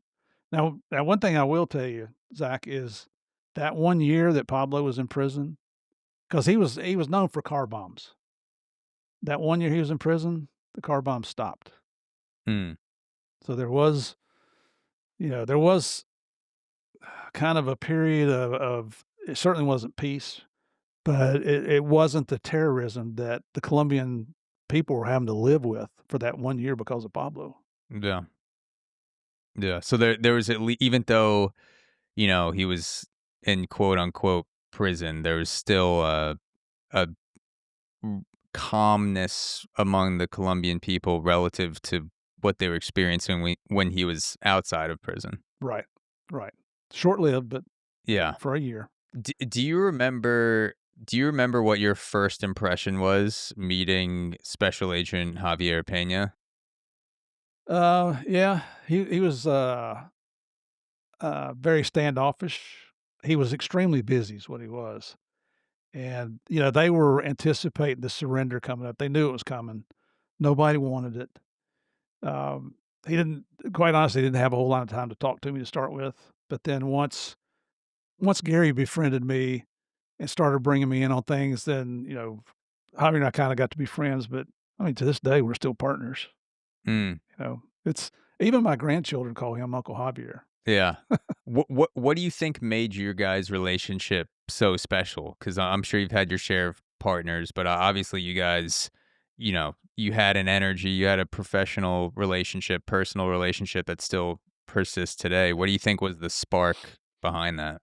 Javier and I are complete opposites, to be honest with you. I'm very organized. I'm a pretty good writer. I pretend to be an idiot, and I probably am, but I do know how to write. And Javier is one of the most disorganized people you ever meet. His desk, it might be piled this high of paperwork on top of Mm, his whole desk, but you could ask him for something, he could pull it out of that pile. But Javier's got a brain like an encyclopedia, man. He was, I would, so I'm writing everything we did, we had to report to Washington.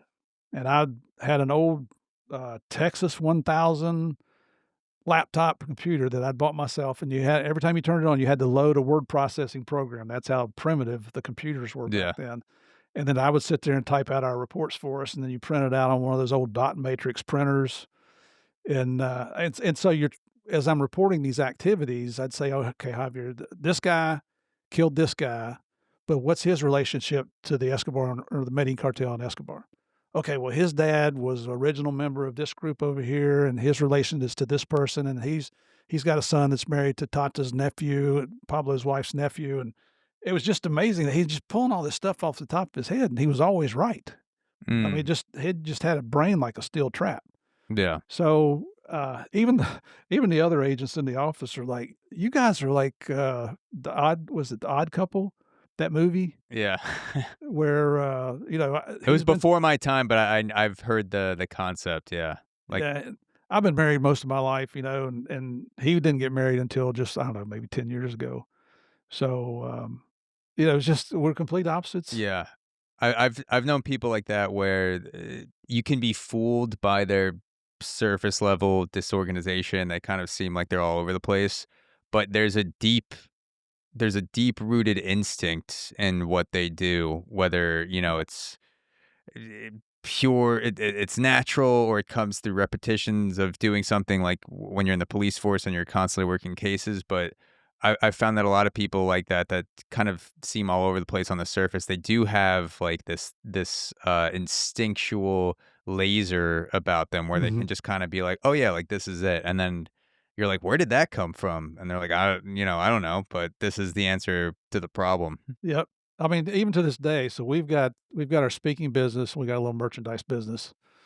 He's not involved with the podcast, but I pretty much run all the businesses and, if people want us to come and speak, and the 4 years before COVID, we averaged about 75 shows per year, so I saw him a lot more than I saw my wife back Mm, then. So I kinda handle all the business side of everything, but then he'll get like, a few months ago, he did some stuff with, uh, it was either Telemundo or Univision in Colombia and met some people, and long story short, he was able to get access to some photographs of Escobar actually escaping from his prison, which had mm, never been published before. And the people that owned those, the original photographer had passed away, his family owned them, and because of what Javier did with either Univision or Telemundo, they gave us the rights to use those pictures, so we show those now in our presentation wherever we go. wow, So that's incredible. he's still got access to things that I would never have access to. He stayed in touch with a lot of the Yeah, Colombian police officers down there where I lost a lot of my Spanish. yeah. So I have to ask you this. I'm sure you've been asked this hundreds of times. They portray Javier Peña as, he's a bit of a ladies' man in Narcos, just a Mhm. little bit, and then in the Netflix series. If this is his ladies' man game in Netflix here, and this is where it is in reality, you tell me where to stop. Is it equal to his Netflix game with the ladies? Was he actually more of a ladies' man above? You let me know. He was, let me put it to you like this. He's single, so he had a lot Yeah. of girlfriends. He was not dating hookers, he was not dating informants, and he was not dating communists. But every other woman in Colombia was fair game, I'm telling you. Yeah. He That's had fair. we had a lot of parties there, on weekends. I mean, we had some good parties, and he showed up one time and his girlfriend was a former Miss Columbia. These were beautiful women. And there's a lot of competition for Miss Columbia, so to be Oh, yeah. dating the winner of that, you have to have some absolutely devastating game with the Yep, ladies. yep. So he was, I mean, just he was a single guy and was dating girls. Yeah. But we joke around. We get one of our biggest laughs when we do our show is that I call Javier a man slut on stage. I mean, You know what? I think he's earned it. I think he kinda Wear it with a likes. badge of pride. Yeah, he likes that reputation. Yeah. His wife, not so much. Yeah. Was it true that you were operating in Colombia for a large chunk of the time with a $300,000 hit on your head? The whole time, the whole time. That's insane. Like, I would just expect to walk outside and get headshotted every time I step on the sidewalk. Like, how do you deal with that and operate and do all the things that you had to get done as a DEA officer? Initially when you hear about it, it is disconcerting. Um, and then there were 2 wiretap intercepts in that second manhunt where we're living at the base up there where one called Pablo, it's his voice, confirmed it's him talking, makes reference to the 2 gringos. So that was us. And then a few weeks later, he actually mentions the names Peña and Murphy. That was more disconcerting than knowing there's a bounty on you. Yeah. But there's a variety of reasons that we think nobody ever tried to collect that bounty. And, I think, first of all, I'm a Christian. I believe that God has a plan, and his plan wasn't for us to die down there. So I give him the praise and the glory for keeping us alive. Second is we were much younger. When you go to these overseas danger posts, you go through additional training. Uh, much, still had hair. Certainly didn't have this lower chest thing hanging around with me. It was all upper chest back then. So you could take care of yourself. And then third is Kiki Camarena, the legacy of Kiki Camarena, how the United States government responded to Mexico when Kiki was kidnapped, tortured, and repeatedly murdered. Mm. And then the fourth reason is we worked with a very elite group of Colombian police officers. These are the guys we lived in the same barracks with. We went to dinners and lunches with them every day. I mean, endured a lot of the same hazards that they were going through. These are the guys that we knew when the bullets started flying, they wouldn't run off and leave us. They'd stand there and fight to protect us. But on the same token, they knew we had earned their respect. They knew that we wouldn't run off and leave them either. So that mutual respect and with all the other things, that's how we survived. Yeah. It was honestly, it was exciting. You talk about an adrenaline rush, Yeah. and it was like a daily thing. You're jumping on these Huey helicopter gunships that's got 30 caliber machine guns. You might have a Huey or a Black Hawk flying over top of you with the electric miniguns to strafe the ground. And um, I know it sounds stupid to say this, but it's just one of the most exciting things that I've ever N done in my life. no, it doesn't sound stupid at all, and I guess that's what separates the people who can handle that from people who can't, is that when they're faced with that adrenaline rush, when they're faced with the danger of death, th that energy enhances you. It enhances the way you operate, and a lot of people would fold from that, and they would just it's the fight or flight thing, like, "Am I gonna lean into this or am I gonna run away?" And I'm glad you said that because there people ask me if I was scared during these operations. Damn right I was scared. Almost every time let somebody shoot at you, see if you don't get scared, Yeah. right? But I believe that the good Lord gave Javi and I both the ability to manage that fear. Because if you think about it, this is the way I try to explain it to people. If somebody's shooting at you, your initial reaction is to preserve yourself, to save yourself, right? And that's run away to get away from the shooter. Hmm. Well, if you're behind cover and somebody's shooting at you and your reaction is to run away, you've just given up your place of cover. Now you're exposed. You're probably going to get shot. Mm. There was a specific case where Javier, I wasn't there in Medellin this time. He was out with 2 CIA guys, and at the base, there was an inner perimeter and an outer perimeter. The inner perimeter included the base. The outer perimeter actually included a neighborhood. It was fairly large, and inside that neighborhood, there were little shops and restaurants you could get burgers and beers and things like that. And so he's out having a burger and a beer with these 2 CIA guys, and up at the main checkpoint, shots are fired. Mm. So these guys pull out their guns and they're like, "Come on, let's run. Let's get back to the base." And Javier grabs them and yanks them down. He's like, "You guys think about what you're doing before you do it. You're going to get yourself killed." The guards on the base at the inner perimeter have just heard these gunshots. There's cops running around. You're in plain clothes. You're a gringo. They don't know who you are, and you got a gun in your hand. What do you think their Mhm. reaction is going to be to you? So Yeah. he literally saved these 2 guys' lives. And thank the good Lord that they listened to him and they maintained their position.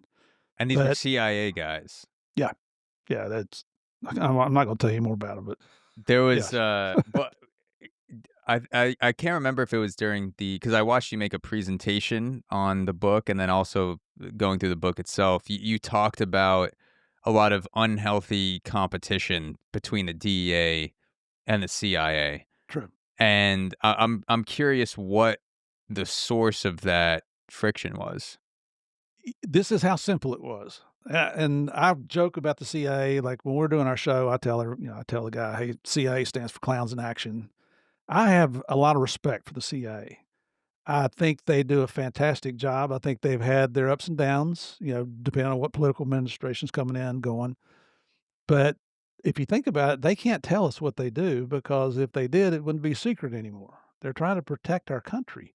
So I really do have a lot of respect for the CIA. The problem we had in Colombia was simply the chief of station did not like Javier, did not like me.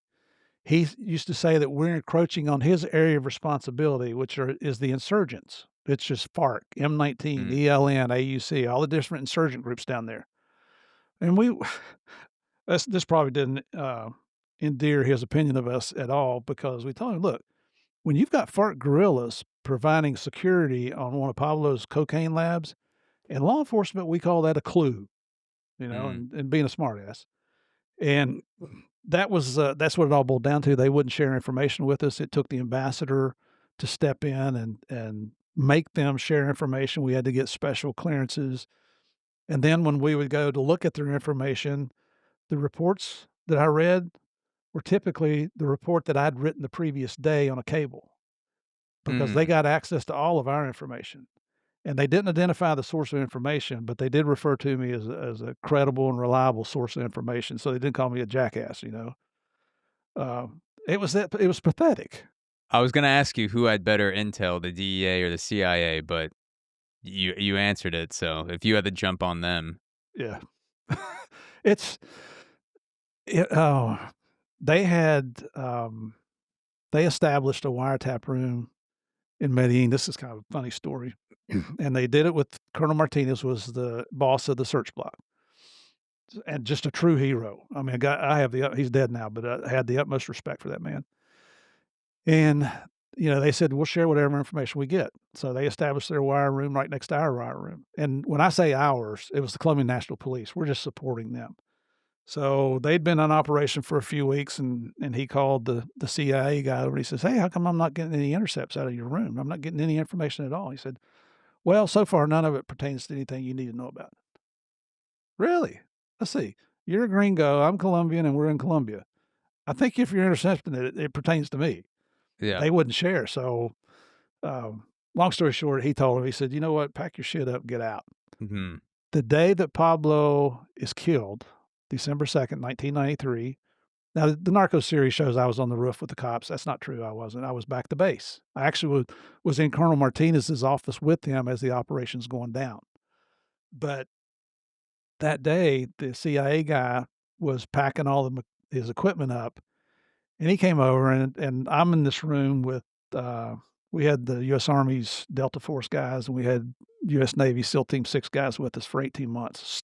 Studs of the world. Mm. Uh, no question about it. I love those guys.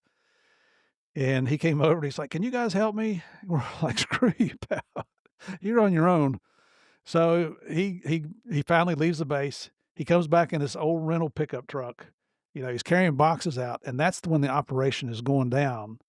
I'm in the colonel's office. Now we wanna load 600 troops up to get out there on site, and the poor guy, I don't know how much he had to do with it. I think his bosses put him in a position that was very bad, uh, but he's not going on, and nobody's telling him what's going on.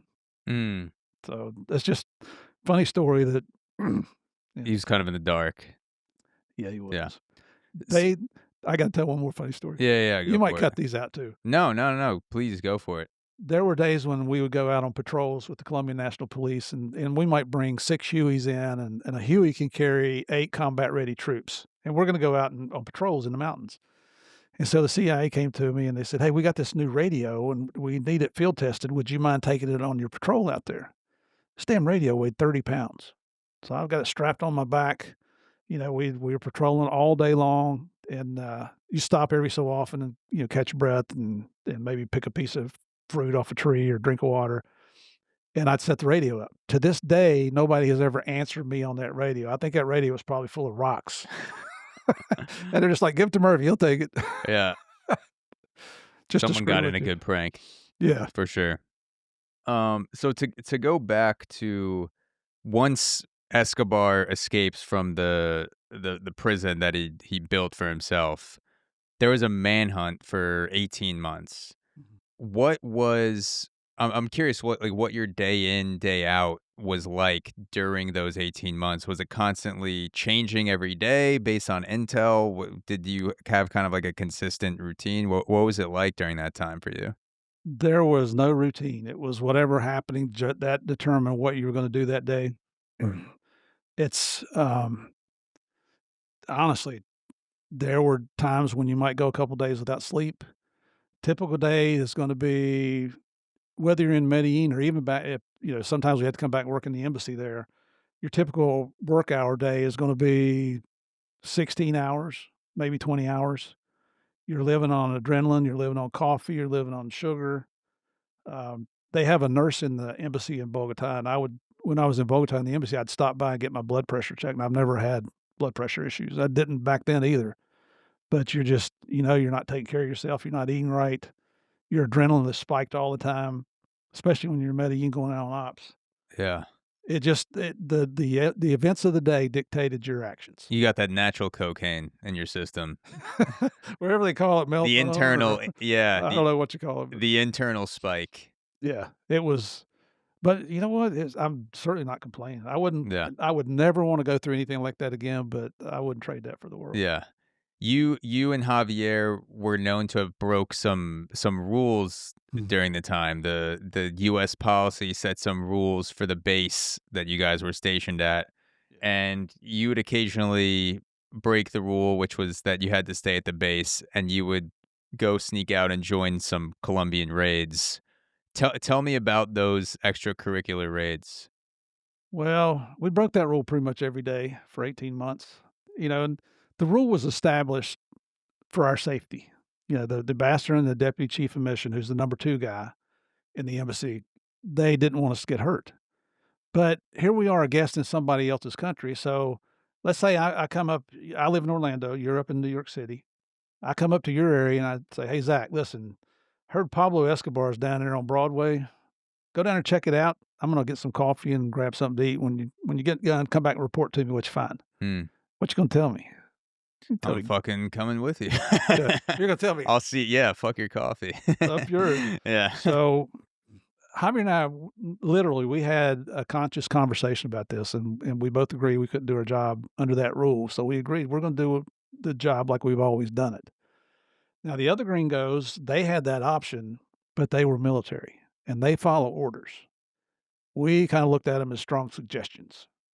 So we Mm, we did. We wrote rules, policies, procedures almost every day for 18 months, but the one thing we didn't break was the law. We always remained within the law. mm. What was the were there any close near misses that you had to Escobar during those 18 months where, like, you rolled up in an apartment and he was like, you were like, "Oh, shit, he was here 10 minutes ago." Like, anything like that, during that manhunt window? A lot. There initially, especially that first 3 months. And here's the sad thing. They brought in a colonel. It wasn't Colonel Martinez to start with. It was a guy named Polias. We called him, his nickname was Pajamas because you go knock on his door in the middle of the night and he'd come to the door in silk pajamas. So the military guys had access to assets that we never had access to, and they were getting reliable information. And I mean, they come to us and say, "Hey, we think he's at this location." And so we go to Colonel Polias and say, "Colonel, wake him up in the middle of the night and uh, no, not Polias, Penzone. I'm sorry, because Polias was Mm, a good guy." So we go wake Colonel Penzone up and say, "Colonel, we need, I don't know, 5 cars and some men. We think we know where he is." And he's like, "Oh, it's 3 o'clock in the morning. We got to get up at 5 o'clock for a roll call and physical training and breakfast. And, we're going to do something, whatever we're going to do today." Had all these excuses to not go out and never would. So eventually, even the ambassador called Javier and chewed him out on the phone. "What the hell are you guys doing up there? Why is nothing being done?" Because they're finding out from these, from our operators that all this good information is coming in, nobody's taking action. mm. What that led to is we went to the head of the Colombian National Police and said, "This guy's got to go." And they said, "Who do you want?" And we said, "Would you bring Colonel Martinez back in?" Well, he was currently stationed in Spain, which for them, an overseas spot like Spain is that's a primo spot. That's where you want to be stationed. So they packed him and his family up, moved him back to Colombia, and put him in charge of this second search block. Um, and after telling you all that, we truly believe that had the U.S. operators been allowed to go out of the base and do their job, we think Pablo would have been captured within 3 weeks of his escape. Certainly no more than 3 months after his escape. Really? But So that because of politics or whatever, yeah. it didn't. It was 18 months. So the US operators, that includes the DEA. Who else does that include? That's Delta Force and SEAL Team 6, which Delta Force SEAL Team 6. they Okay, call them and Develop Group now. okay, so did they had to stay on the base? That was their mandate? Mhm. What were they allowed to do? Like, if you're gonna call down the best special operators in the world just to sit on a base, like, what was their role in the hunt for Escobar? They were relegated to an intelligence collection role, and that was it. Mm. I mean, now they did take on a role where they taught the Colombian National Police in the search block a lot of tactics. You know, how to use deck core to blow a door open, how to use a shotgun to blow a door off the hinges, how to do room by room searches, how to use fragmentation grenades to clear a room. I mean, a lot of tactical things that tactical training that these guys would never gotten anywhere else. So they Yeah. made the best of a situation, but we got the best operators in the entire world, and they're not being allowed to do what they specialize in doing. It was ridiculous. Yeah, I mean, it's crazy. Like, do you think the U.S. president at the who was president at the time back in '93? Was that Bill Yes, I Clinton? think so. Would do you think, like, let's say if Escobar committed one terrorist attack in Miami, do you think just immediately he would have sent in SEAL Team 6 and killed him in a week? And it was just because the US wasn't being directly attacked that they didn't want the special operators involved? I think so. I have no proof to suggest that, yes, that would have happened, but, Yeah. I mean, we saw what happened when Kiki was murdered and the Yeah. response of the US government, so you would hope so. Yeah, it just makes no sense to have all those, top level trained killers sitting there, and then the guy you're looking for, they're just like, sitting there with their thumbs up their asses, not able to do anything. And they weren't happy about it either. I mean, I love those guys. Some of them I'm still in touch with all these Yeah. years later, and their leader at the time was a guy named Jerry Boykin, who was a colonel, and he eventually made it up to a 3-star, and he's been retired for a while now. He's actually a minister now, Mm, and I haven't seen him in a few years, but I saw him when we still lived up in the DC area. Just true stud and a hero. mm. I So love these guys. so how was Escobar eventually tracked down? What was the tipping point? Well, there's a lieutenant with the Colombian National Police that had taken the initiative to teach himself how to use radio directional finding equipment because the phones back then weren't 4G, 5G like we have now. They were basically radio telephones. Excuse me. If you know anything about the radio telephones or the radio frequencies, there's thousands of frequencies on the spectrum. So we could the CIA had a program called this is declassified now, so we can talk about it, Operation Central Spike. Basically, Central Spike was a twin-engine King Air that would fly over the city of Medellin with radio intercept equipment. They're the ones that are listening, trying to identify the frequency that Pablo's talking on. So we identify that frequency. Pablo, this is December 2nd, '93. Pablo is actually talking to his kid, Juan Pablo, who's 17 years old. And the lieutenant is out with his equipment. Now, the government of France had donated these vans that contained radio directional finding equipment, and the Mm, algorithm that was used back then was just basic triangulation.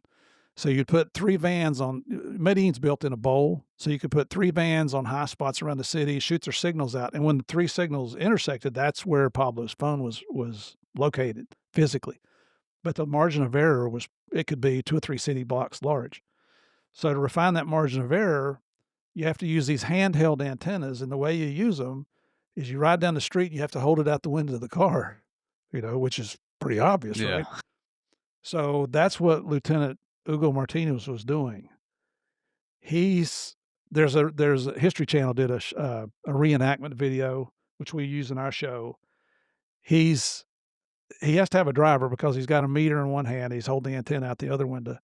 And he says, he's actually interviewed on this reenactment that he's driving down the street and his meter's telling him that, hey, the signal's coming from over here. And then he looks out the car window and there's Pablo on the phone looking at him. Now, Looking at the colonel?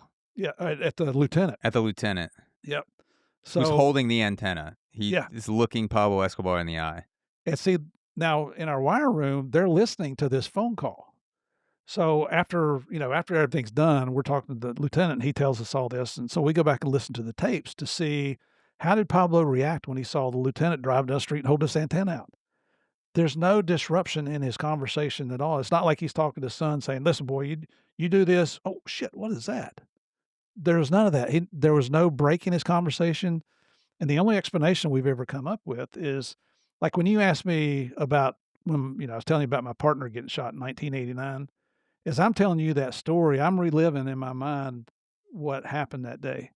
And even though I'm looking at you, I'm not really seeing you because you're in your mind's eye, I guess would Hmm. be how you explain it.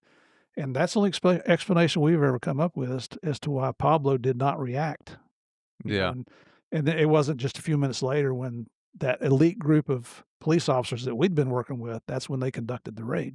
So you think he was thinking about something else, or maybe explaining something to his son, kind of just in his own head, looks at this guy holding a, pretty primitive back in the day antenna, super obvious, Mhm. but nothing registers to Pablo Escobar because, he's somewhere else, luckily. So they were able to track him down from that. Yep. That's our explanation. Yeah. What were his final moments like, Pablo Escobar? Well, when the unit we worked with is called Dijin, Dijin. They used det cord to blow the door off of this 3-story row house. This is a series of row houses front and back. Um, so I'm sure when that blew up, I'm sure he realized, even on the phone call, he's like, "I have to get back to you. Something's going on here." So they come in. That first floor is a combination garage and kitchen and laundry room. And in one big room, there's actually a taxi cab pulled up to the counter of the kitchen. So it's not like separate rooms like we have here in the United States. Then you go up to the second floor, and that's like a living room, a dining room. It might have been a bedroom, but that's where he was on the phone when the lieutenant saw him. And then you go up to the third floor, and that's bedrooms. So they're making their progress up to the second floor. Pablo and his lone bodyguard. This is a guy that used to have as many as 500 sicarios protecting him. He's down to Hmm. one. So, and that guy's nickname was Lemon. So they make it up to the third floor. The cops come around the second floor. There's shots going back and forth. Limon jumps out there's a window up there on the landing, and the row house behind them was a 2-story, and then the one right next to it was a 3-story. So they're able to jump out that window onto the roof of that 2-story, and that's how they're going to make their escape. Well, Limon goes first. He goes running over the edge. There's 2 cops down there. They yell for him to drop your weapons, raise your hands, and of course he starts shooting at them, and they shoot him, and he falls off the roof dead. Now Pablo knows they're shooting at him coming up the steps. He's just heard this gunfire out the window. And this just I'm surmising this because this is what makes sense to me. But he's got no place to go. The only place he can go is out that window and see if he can somehow make it across that 2-story roof. So he does. He jumps down. These are the clay tile roofs. Yeah. He doesn't have any shoes on, so there's tiles will break under he was you've seen the pictures. He was a fat man back then. Yeah. So these tiles are gonna break as he's running across and cut his feet. He tries to edge along the wall is what the cops told us, but he knows the cops are gonna be in that window just momentarily, and they're gonna have a direct line of sight on him. So he makes a mad dash, run across the roof. They order him to stop. He's got 2 9mm. He's shooting at the guys on the ground. He's shooting the guys in the window. They hit him 3 times, one in the back of the leg and one in the butt cheek. And those are what we call knockdown shots. And then the kill shot was a 223 round through his right ear. There's a lot of speculation about where that kill shot came from, because it's very precise. It's in the ear. Mm. That's a pretty miraculous shot for anybody to make. Yeah. There's a lot of theories about who fired that shot. A lot of people like to say it was the U.S. operators. Could they do that? They could. I know 'em. I mean, we've been with these guys for 18 months. They are that good. Did they do it? No, they didn't. How do I know? I was in the room with them when the operation started going down back at the police base. I saw the colonel's executive staff running over to his office, and I told him, "Hey, guys, something's going on. Let me go check it out. I'll get back to you." So I am not taking anything away from them. There's no doubt in my mind that they could have sniped him at a mile away and put that bullet right in his ear. But I know it's not true. And if you ask retired General Jerry Boykin, he'll tell you, no, it was the Colombian National Police that fired the Mm. shot. So um, from that, I joined up. I ran over, jumped on the phone, called the embassy to call my boss and tell him what happened. It took forever to get through to the embassy when I finally did, and it took like probably 3-4 minutes, but it seemed like a lifetime. And the first thing my boss says when he comes on the phone is, "They just killed Pablo." I'm like, "Well, no shit, that's why I'm calling you." And, he said, "Listen, your job is to get out there and confirm that's Pablo, because you wanna make sure that's I mean, quite honestly, you wanna make sure the wrong person didn't get killed, an innocent Mhm. person." So, by the time I get my gear, I gotta run back to the barracks, get my gear, I come out, everybody's gone, the search block is gone. There's no cars, the only people there are the guards on the gates, and I'm thinking, "Crap, I don't even know where they are." Yeah. And so I'm trying to figure out, can I call a taxi? I don't know what to do. And luckily, or, by the grace of God, here comes Colonel Martinez driving back into base with his security detail. And these Colombian police officers, almost none of them spoke English. And my first name is Steve. They would try to say it, but it came out as Steak. So my nickname was Stick. And everybody Mm. had a nickname up there. I wouldn't have picked Stick, but that's what I got Yeah. called. So he comes pulling in, he looks at me, he's like, "Steve, what are you doing?" I said, "Colonel, I need a ride." It's like, "Get your ass in the Jeep," you know? So I ride out with Colonel Martinez. This is after Pablo's dead. Mhm. Netflix decided to put me on the roof during the operation, so literally, that's not true. Yeah. So I ride out there with Colonel Martinez. It just so happened I always carried a camera everywhere I went. Sometimes I carry a video camera, but I always had actually, it's my wife's little 35 millimeter camera. It happened to be the only one that worked that day. So all those pictures of Pablo's body, I took all those pictures, which is Really? we use those in our presentation, and, we own them, so that's why we have, proprietary Wow. access to them. You're one of the most famous photographers on the planet. From those Yeah. pictures alone. You Those know are how much some I of the got most. paid for that? I got the big 0. Oh, yeah. Well, maybe there's a collector, somewhere that, you could dig up some moldy cash Yeah, I'm not for gonna hold my payment. breath. But yeah, just on the press release alone from those pictures of Escobar being killed in the newspapers across the globe, all the way up until today in any Mhm. film, TV series portrayal, those have to be some of the most widely distributed photos in the history of the world. And I'll be the first to tell you, you find them online, we never posted those pictures online. It's people we had to give copies to the Colombian National Police, and I'm talking lots of copies. We made lots of copies for the DEA personnel there in the embassy as well as other personnel. People at our shows will take pictures of things we put on the screen, and then they post it online. So we've never posted it, but I mean, it's all over. It's all over Yeah. the Yeah, web. I'm familiar with those photos, and it is because you mentioned he went from 500 bodyguards, sicarios working with him to one guy at the Mhm. end making phone calls to his family that he wasn't with, looking out the window, like a, fucking, paranoid crackhead or something, just checking to Mhm. see if anyone's coming for him. And those photos show like you do get the feeling of this is a sad, sad ending for a guy that deserved no less than to die alone on a rooftop Mhm. with, some broken tiles and a shot through his ass and his head with guys posing over him, smiling, Yep. happy. Everyone's ecstatic that this guy is dead, that terrorized his country so badly and so mercilessly for so many years. Yep. It's we show those pictures that you just mentioned. I'm in one of them. I'm the idiot in the red shirt. Of all color shirts to wear that day, wear something that everybody's gonna be able to see, right? Yeah. But we show them up there. I'm not particularly proud of that picture standing over a dead man, but it felt like the weight of the world had been lifted off our shoulders now that I never saw Pablo until the day he was killed, and he was already dead by the time I saw him. I've seen countless pictures of him and so forth, but people say, especially when we go to England, man, they give us a hard time when we go over there for shows. They challenge you. We always have a Q&A at the end of our presentations, and that picture comes. I don't try to hide it. I try to explain it, and people say, "Well, did you really have any positive effect because you killed Pablo Escobar? You took out the Medellin cartel." Well, we did.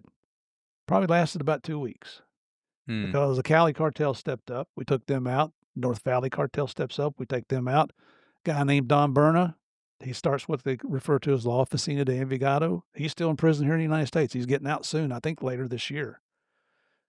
Here's the question: can you go on almost any street corner in the United States today and buy cocaine? You know you can.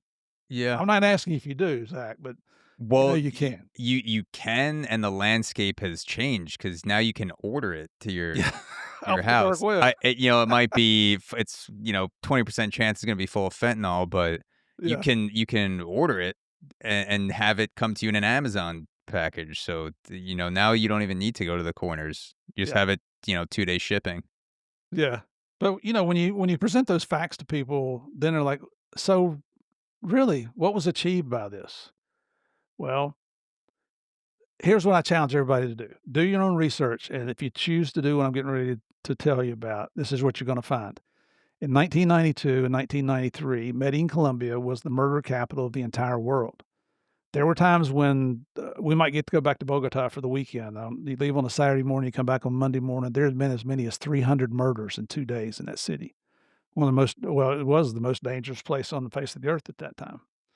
So what we did is we looked at the murder rate in Medellin prior to Pablo's death, like a month before. This is after he's dead. And then we waited a couple months after his death, and we looked at the murder rate again. And what we found, and what you'll find if you or your listeners go check this out, is that the murder rate in Medellin, Colombia dropped by almost 80% Wow. because one man's dead.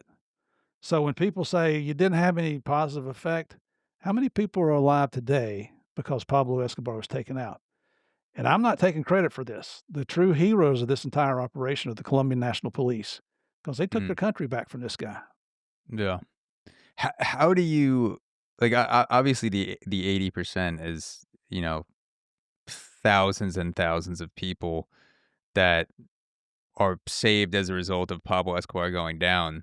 But in the moment, there has to be such a big sense of hopelessness seeing the cartels pick up again after 2 weeks. Like you hunt this guy down for years, and then 2 weeks later, the Cali cartel, Don Berna, like all these other people filling the vacuum that Mhm. was Pablo Escobar. How do you deal with that sense of hopelessness in the moment? You know, um, you just can't dwell on it because it'll mess with your mind. We used to jokingly say we've got the best job security in the world because every time you take a drug Yeah. trafficker out, there's 5 people waiting to take his spot. Yeah. The but the same token, you can't ignore it. You know, it's amazing how many people are in favor of legalization here in the United States. Well, look around the world where legalization has been tried. It has not succeeded in any country yet. Mm, I was on a show a few years ago. A guy named Patrick Bet David had me on the show. I've been on the show twice, and that came up. And they say that you're never supposed to read the online comments. I mm, can't help myself. So after I was on his show, um, people were blasting me about, "Oh, this guy's so old. He's still thinking old ways. Somebody needs to tell him about the new program in Portugal." Well, I didn't know about it, so I looked it up, and they came out with this program that looked fantastic. Hey, instead of arresting drug addicts, we're gonna get them into mental health programs and get them clean. So that sounded like pretty good idea. Well, the problem was they didn't fund it. So all mm, these people are saying Portugal is the leading country. They created something that's going to work. Go look at it now. It's a colossal failure. And what it does is when you legalize drugs like Denmark, that area, Sweden, the Scandinavian countries that really tried to legalize drugs initially, what they ended up doing is when it's legal, organized crime sees that and they're thinking, "Hey, here's an easy way to make money." So they go in and strong arm everybody. Either you buy our dope or you pay us a tax on any dope you sell. So it's just mm, bringing in other criminal problems. And these are violent criminals coming in, right? mm. So you have So, cartels building on the back of the legalized drug trade. we talk about legalizing weed here in the United States, and some of the states have done it. I was on a show last week with um, one guy's a cop and one guy's a former Delta operator, and it was a YouTube live program, and they're pretty popular. I love them. I mean, they're great guys. Mm. They're hilarious. And when you do their show, you get to smoke cigars. So that's for me. I love smoking cigars. If we ever do an episode in person, I'll remember to I'll bring some cigars for us, some cigars and whiskey. We'll save it for Uh, round 2. well, so the topic of marijuana legalization came up, and they're both in favor of it. And they gave me an opportunity to speak my mind about it, and then they gave me their opinions, and I can see one of their points to a certain degree, but it's do you really think that there's rich people out there that are promoting legalization in the United States that are weed smokers? I don't think so. Why Yeah. why would you spend tens of millions of dollars to legalize marijuana in Florida where I live? What are you gonna get out of it? You're gonna run marijuana distribution stores where you're gonna make a buttload of money. It's all about capitalism. Yeah, the financial incentive outweighs the incentive to smoke weed for sure, especially the people at the top that may not even be weed smokers, like you said. They're in it to create a business, franchise, have their own legal operation.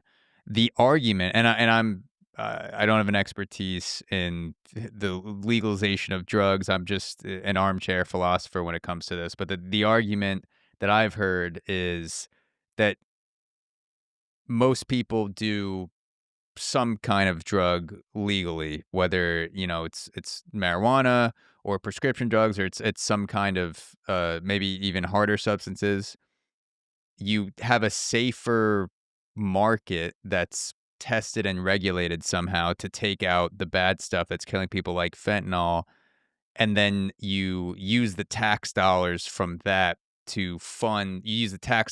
sales to fund the legalization program. So essentially you're taking the dividends from taxes and feeding it back in. That's the structure of the argument that I've heard. Whether that would work on a wide scale in a country like the United States with 400 million people, I have zero clue.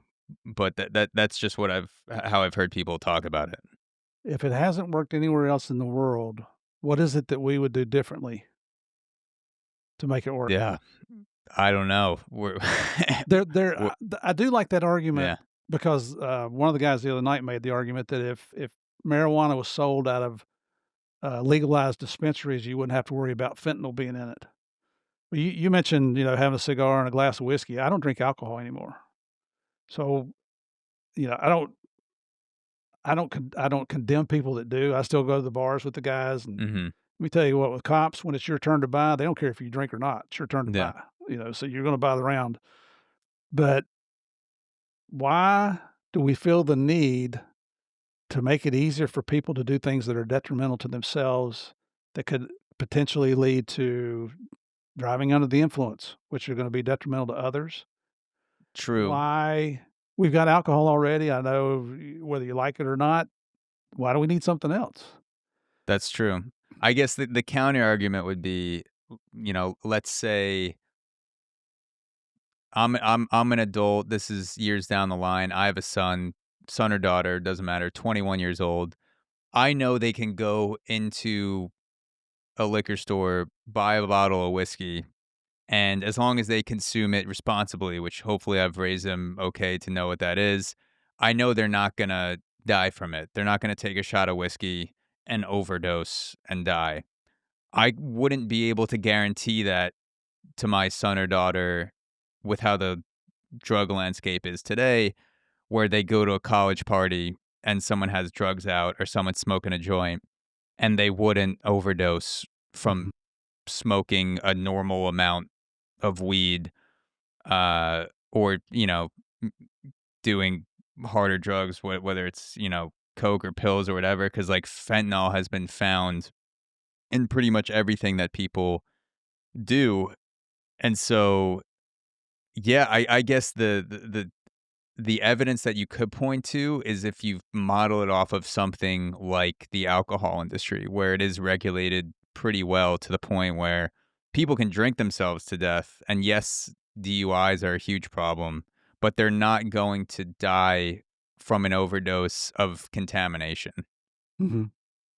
Well, so there first of all, there are no legitimate studies, medical or scientific studies that show that marijuana has any medicinal purpose. Now, on my Patreon channel, I've got a lady who suffers from chronic pain, and she swears that smoking weed alleviates her pain. It's never been my job to put people in jail for smoking weed. I don't care I don't think she should live with chronic pain, so if smoking weed alleviates her pain, I'm fine with it. I don't have a problem with that Mm, whatsoever. Just with the knowledge, there's nothing to support that has, so it's not physiological, it's psychological. yeah. But there's also legitimate studies that say a human brain doesn't develop completely until the mid to late 20s. So if you're a regular marijuana user and you're stymieing, you're degrading the development of your brain, which is you're gonna carry that the rest of your life. There's a study that just came out probably a month ago saying that if you're a regular weed smoker, you're 6 times more likely to develop Mm, respiratory disease. I've just, my oldest son is a orthopedic surgeon at Children's Hospital of Atlanta. He's a spinal surgeon. I challenge him all the time. Find me a report, that supports marijuana, that supports CBD. Can't find one. mm. Now, if you go online and you look at these people that, support legalization, they'll tell you, and click on this link to find the latest medical report about the wonderful benefits of CBD or marijuana. And you click on that, you get an advertisement to buy something. Yeah, I mean, I've heard that's a huge problem with people buying pills or drugs on Facebook, where they click on something that could be disguised as an ad or something even totally unrelated, and then they get funneled into a site that's selling these counterfeit Yeah. pills, whatever it is, weed, things that you have no idea what's in them, and then that's how these drug traffickers operate, from a lot of them from China, where they're shipping in these fake pills to the US by the Yeah. Or at least the millions. precursors. Yeah, so that's also something I wanted to ask you as we start to end off, is the war on drugs. It's evolved massively since the 80s and 90s, since the days when Escobar was alive. Overdose deaths in the US, I was looking, they've increased 10 times since Escobar. I think the people were overdosing. It kind of hovered in the 90s between 2,500 people a year and 10,000, but it stayed within that pocket. And then 2023, there were 103,000 overdoses just in the US. 10 times the rate at which people used to overdose, and fentanyl is responsible for 75% Yeah. of those overdose deaths just in the US. How do we how do we combat that? Because it's coming. It seems like it's a multi-front war with in terms of the war on drugs with China, Mexico. You also have people that are making it internally in the US, like, because we have to do something to tamper this down. Like, how do we even tackle this fentanyl problem? Well, first of all, that term you used, the war on drugs, it's probably the biggest misnomer the United States has ever come up with. There's no war. I'm not taking away from the brave men and women that are out there fighting, whether you're law enforcement or military or support groups, but it's a joke. I mean, we're going after the world's first narco terrorist, a guy who's responsible for as much as 80% of the world's cocaine, and we send 2 guys. It's a joke, right? Yeah. So, um, we get asked this question a lot, especially, we're in front of an audience, a live audience. Javier and I are proposing. I wish I had I don't have a catch-all answer. I don't have the answer, but I have a suggestion. What if we spent more money on educating children at the youngest age about the dangers of illegal narcotics, to include weed, because it's still illegal, and federally it's illegal, still illegal. A lot of states it's still illegal. I, you know what, with the current administration, I wouldn't be surprised to see a lot of these states that legalize it, you know, recategorize it as illegal. Mm, But and I'll give you an example to support that. I have 5 granddaughters. One of them was here at our house. My wife and I live in Orlando. We live on a small lake, and we've got an alligator that comes to visit every once in a while. And so she was here. I think at that time she was probably 5 years old, and so I took her out back and showing. And there's a downhill slope. So the gator, whenever he would see us come out, he'd go out in the water. It wasn't like we had to worry about him attacking us. But you still keep your eyes open, right? mm, So she's like, I'm trying to explain to her the gator and why he looks the way he does, and with the dangers. And, you know, at 5 years old, children are so innocent. She's like, "Ah, Mr. Alligator, if you come up around me, I'll poke you in the eye and I'll bop you on top of the head," and, you know, just being a kid. And I said, "Baby, come here a minute." And I picked her up in my arms, and I started telling her, I said, my family, everybody in my family calls me Pops. So I said, "Pops will do everything. If that a gator gets a hold of you, I don't think that I can save you, but I will do everything I can to save you." By the time I finished talking to her, like I said, she was in my arms and she's like, "Pops, can we go inside now? Can we go inside?" So I scared the crap out of this 5-year-old kid.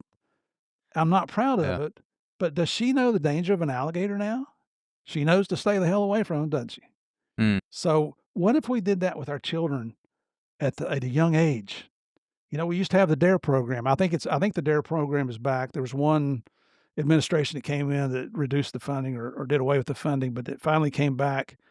And, you know, we get a lot of people say, "Oh, I remember DARE. I remember, you know, about the dangers of all this." And then every once in a while you get a smart aleck, they'll come along and say, "Oh yeah, you know what DARE did for me? It taught me which drugs I wanted to try." So, Mm. you know, you're not gonna be 100% on what you do. But in our country, it seems like we've become so permissive to that, "Hey, it's my right to do this. It's my right to do that. If it hurts me, well, that's none of your damn business." Well, Mm. let me ask you, Zach, if do you think if you try cocaine or crack or meth or even low doses of fentanyl, do you think you could become or heroin, do you think you could become addicted? Yeah. Yeah. There's that possibility. We all know that, don't we? Yeah. So, and this is Murph's personal opinion that a lot of people get pissed off at me about. I told you earlier, I started working when I was 14 years old. I'm an old man now, and I've been retired from law enforcement since 2013. I probably put in as many hours now as I did back then because I'm a workaholic. This Mm. is what I like to do. Excuse me. Why should I be responsible as a law-abiding, tax-paying citizen to have to spend my tax dollars to take care of people who made a conscious decision to become addicted to drugs and they can no longer take care of themselves? That's a cold way to look at things, but that's the way I feel. I took care of myself. I took care of my family. Why shouldn't everybody else do that? Why is it okay for you, not you specifically, but you know, just as a theory here. And it boils down to the simple laws of economics of supply versus demand. If we could get rid of the demand, the supply will go away. Mm. But no, we're not going to do that here in the United States and other countries either because it's my right. It's my right.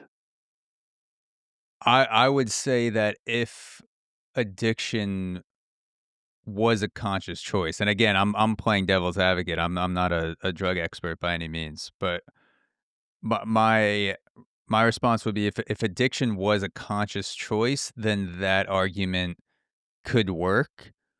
But let's say, I'm in a college dorm room and I'm 19 years old and I've had a few drinks in me and someone pulls out a bag of coke and says, "Do you want to try this?" And I go, "Yeah, sure." And I do cocaine and then maybe I do coke 4 more times in my life. So from 20 to 25, I do coke 4 times, and then after that, I'm like, I'm an adult now, maybe I have a kid, I have a job, like, I'm not gonna mess with that stuff anymore. Most people, that is the story of their drug use statistically, but there is a smaller percentage of people that, for whatever reason, whether it's environmental upbringing or it's their biological makeup, that their biology just locks in to cocaine in a different way or whatever drug it is, pills, meth, alcohol, and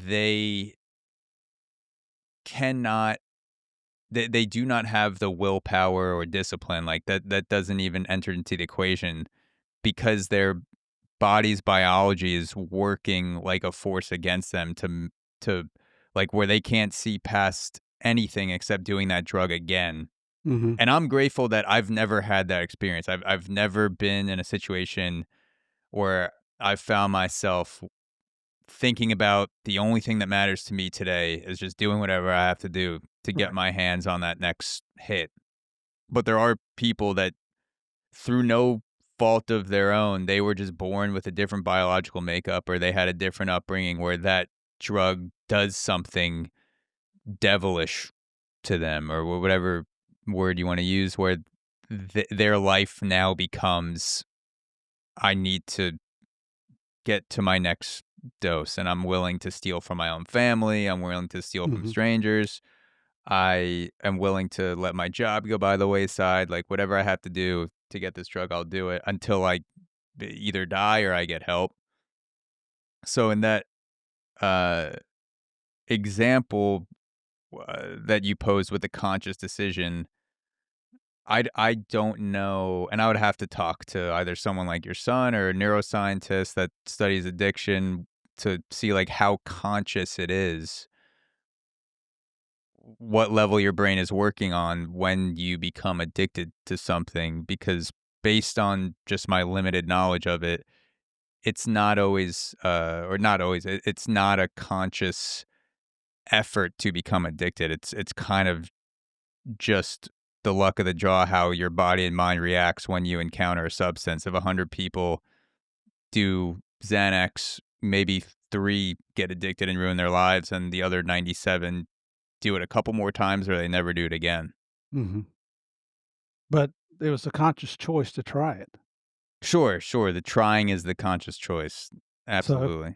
and I've taught my children, I'm trying to teach my grandchildren, there are consequences for every decision we make in life, good or bad.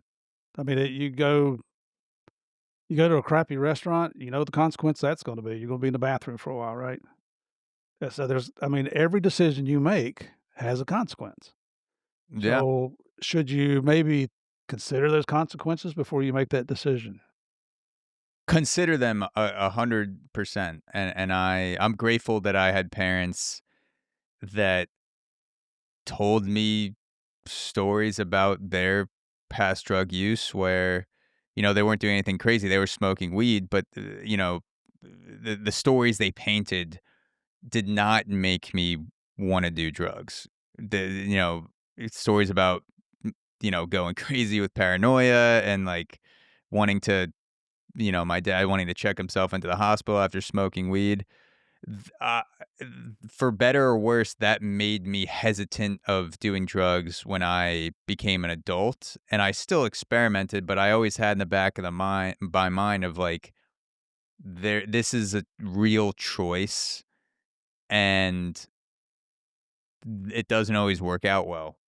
Right, And I feel bad for the kids today that aren't just worried about overdosing on the drugs they're intending to do, but they're overdosing on something that they had no intention to put in their bodies, and that is a real risk, and that is right. something that, yeah, I couldn't even say where to begin because I just don't have the experience or the knowledge. Well, it has taken years to get the attention of Congress about this fentanyl issue. Because when you're talking about, there was 100 and over 100,000 overdose deaths, that equates to over 300 Americans dying every day in our country from overdose. What would happen here's an equivalent of that. What would happen in our country? What would the response be if a commercial jetliner with 300 people on it crashed every single day in our country?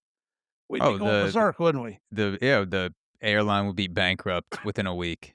Yeah, and the uproar would be just unfathomable. But yet here Mm. we've got this drug thing going on with the overdose deaths, and that's we're just not getting Yeah, the response. Congress just doesn't yeah. wanna seem to take it serious. And I wanna throw one other thing out there about the marijuana legalization.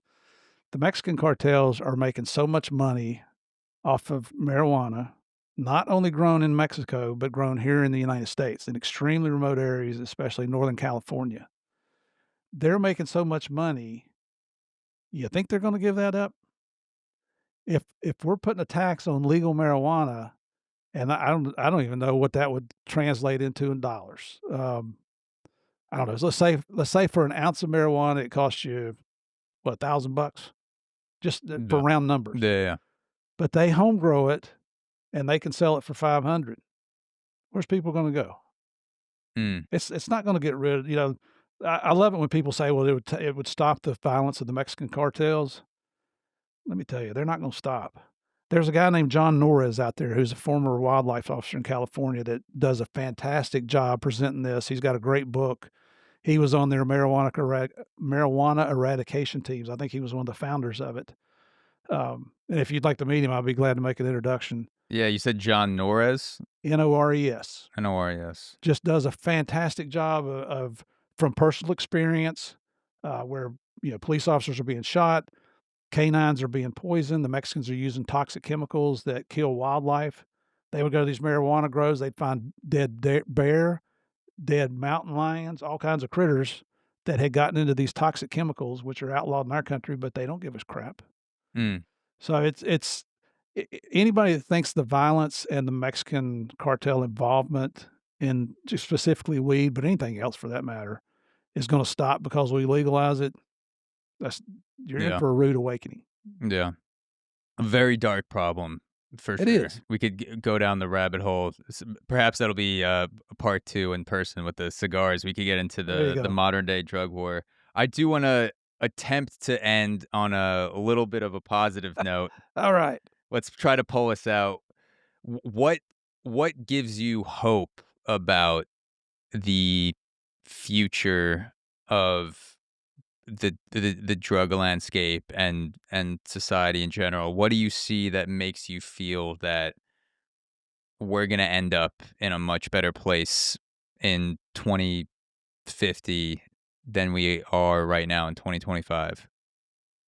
Well, I thought you wanted to end on a positive note. Do you not feel positively about, or do we not have are you not bullish on the future? Um, no. Like I say, I think our society has become so permissive that we allow anything to happen and it's okay, and honestly, I don't see that changing. So you think we've passed the tipping point? You don't think there are any other inflection points that we could get to as as a society where we can turn things around? You hope at some point there will become an awakening, I guess.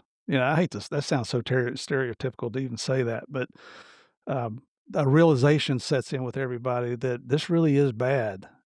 We need to hold people accountable.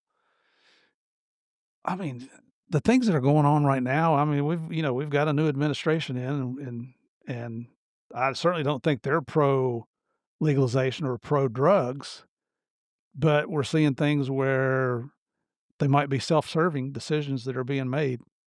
Mm, So I'm not having a lot of confidence in what's going on. I have almost 0 confidence in our Congress now. Not to go political, but, if it was up to me, there'd be term limits.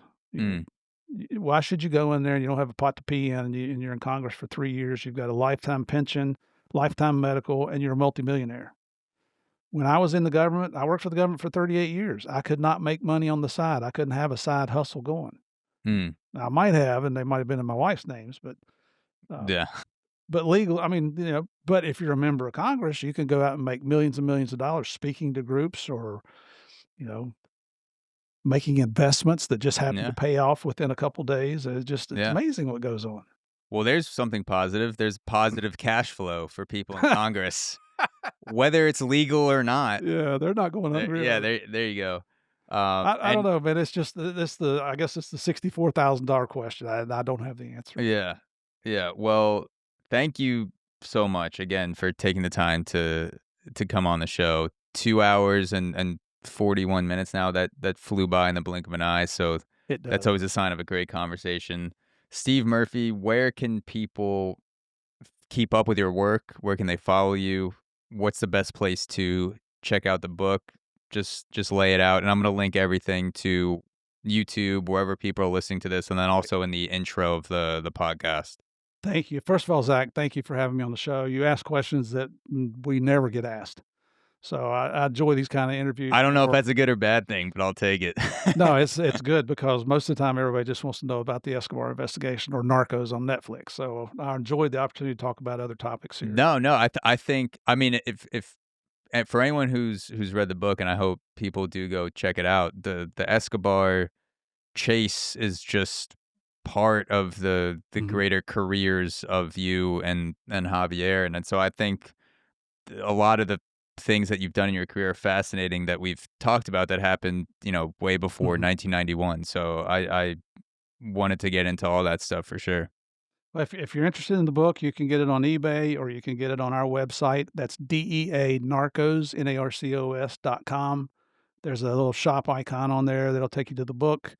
Either on our website or on eBay, you can get autographed. The books will I actually ship them out myself personally, so, they're autographed by Javi and I both, and you can even add a small personal message if you'd like. Happy to do that. Our speaking business is also on there. You can go on deanarcos.com and see photographs from some of our adventures around the world, and like I say, this is our 10th year of speaking. We tell the true story about Pablo Escobar. It's a dark story, but we try to inflect, our own sense of humor, which can be sick at certain times, but we usually end up having a lot of fun with the guests. If you're interested in a different podcast, I have Game of Crimes with Murph in the morning. I'm getting ready to start my 5th year here soon on the show. Did have a co-host, but he had to leave the show last year.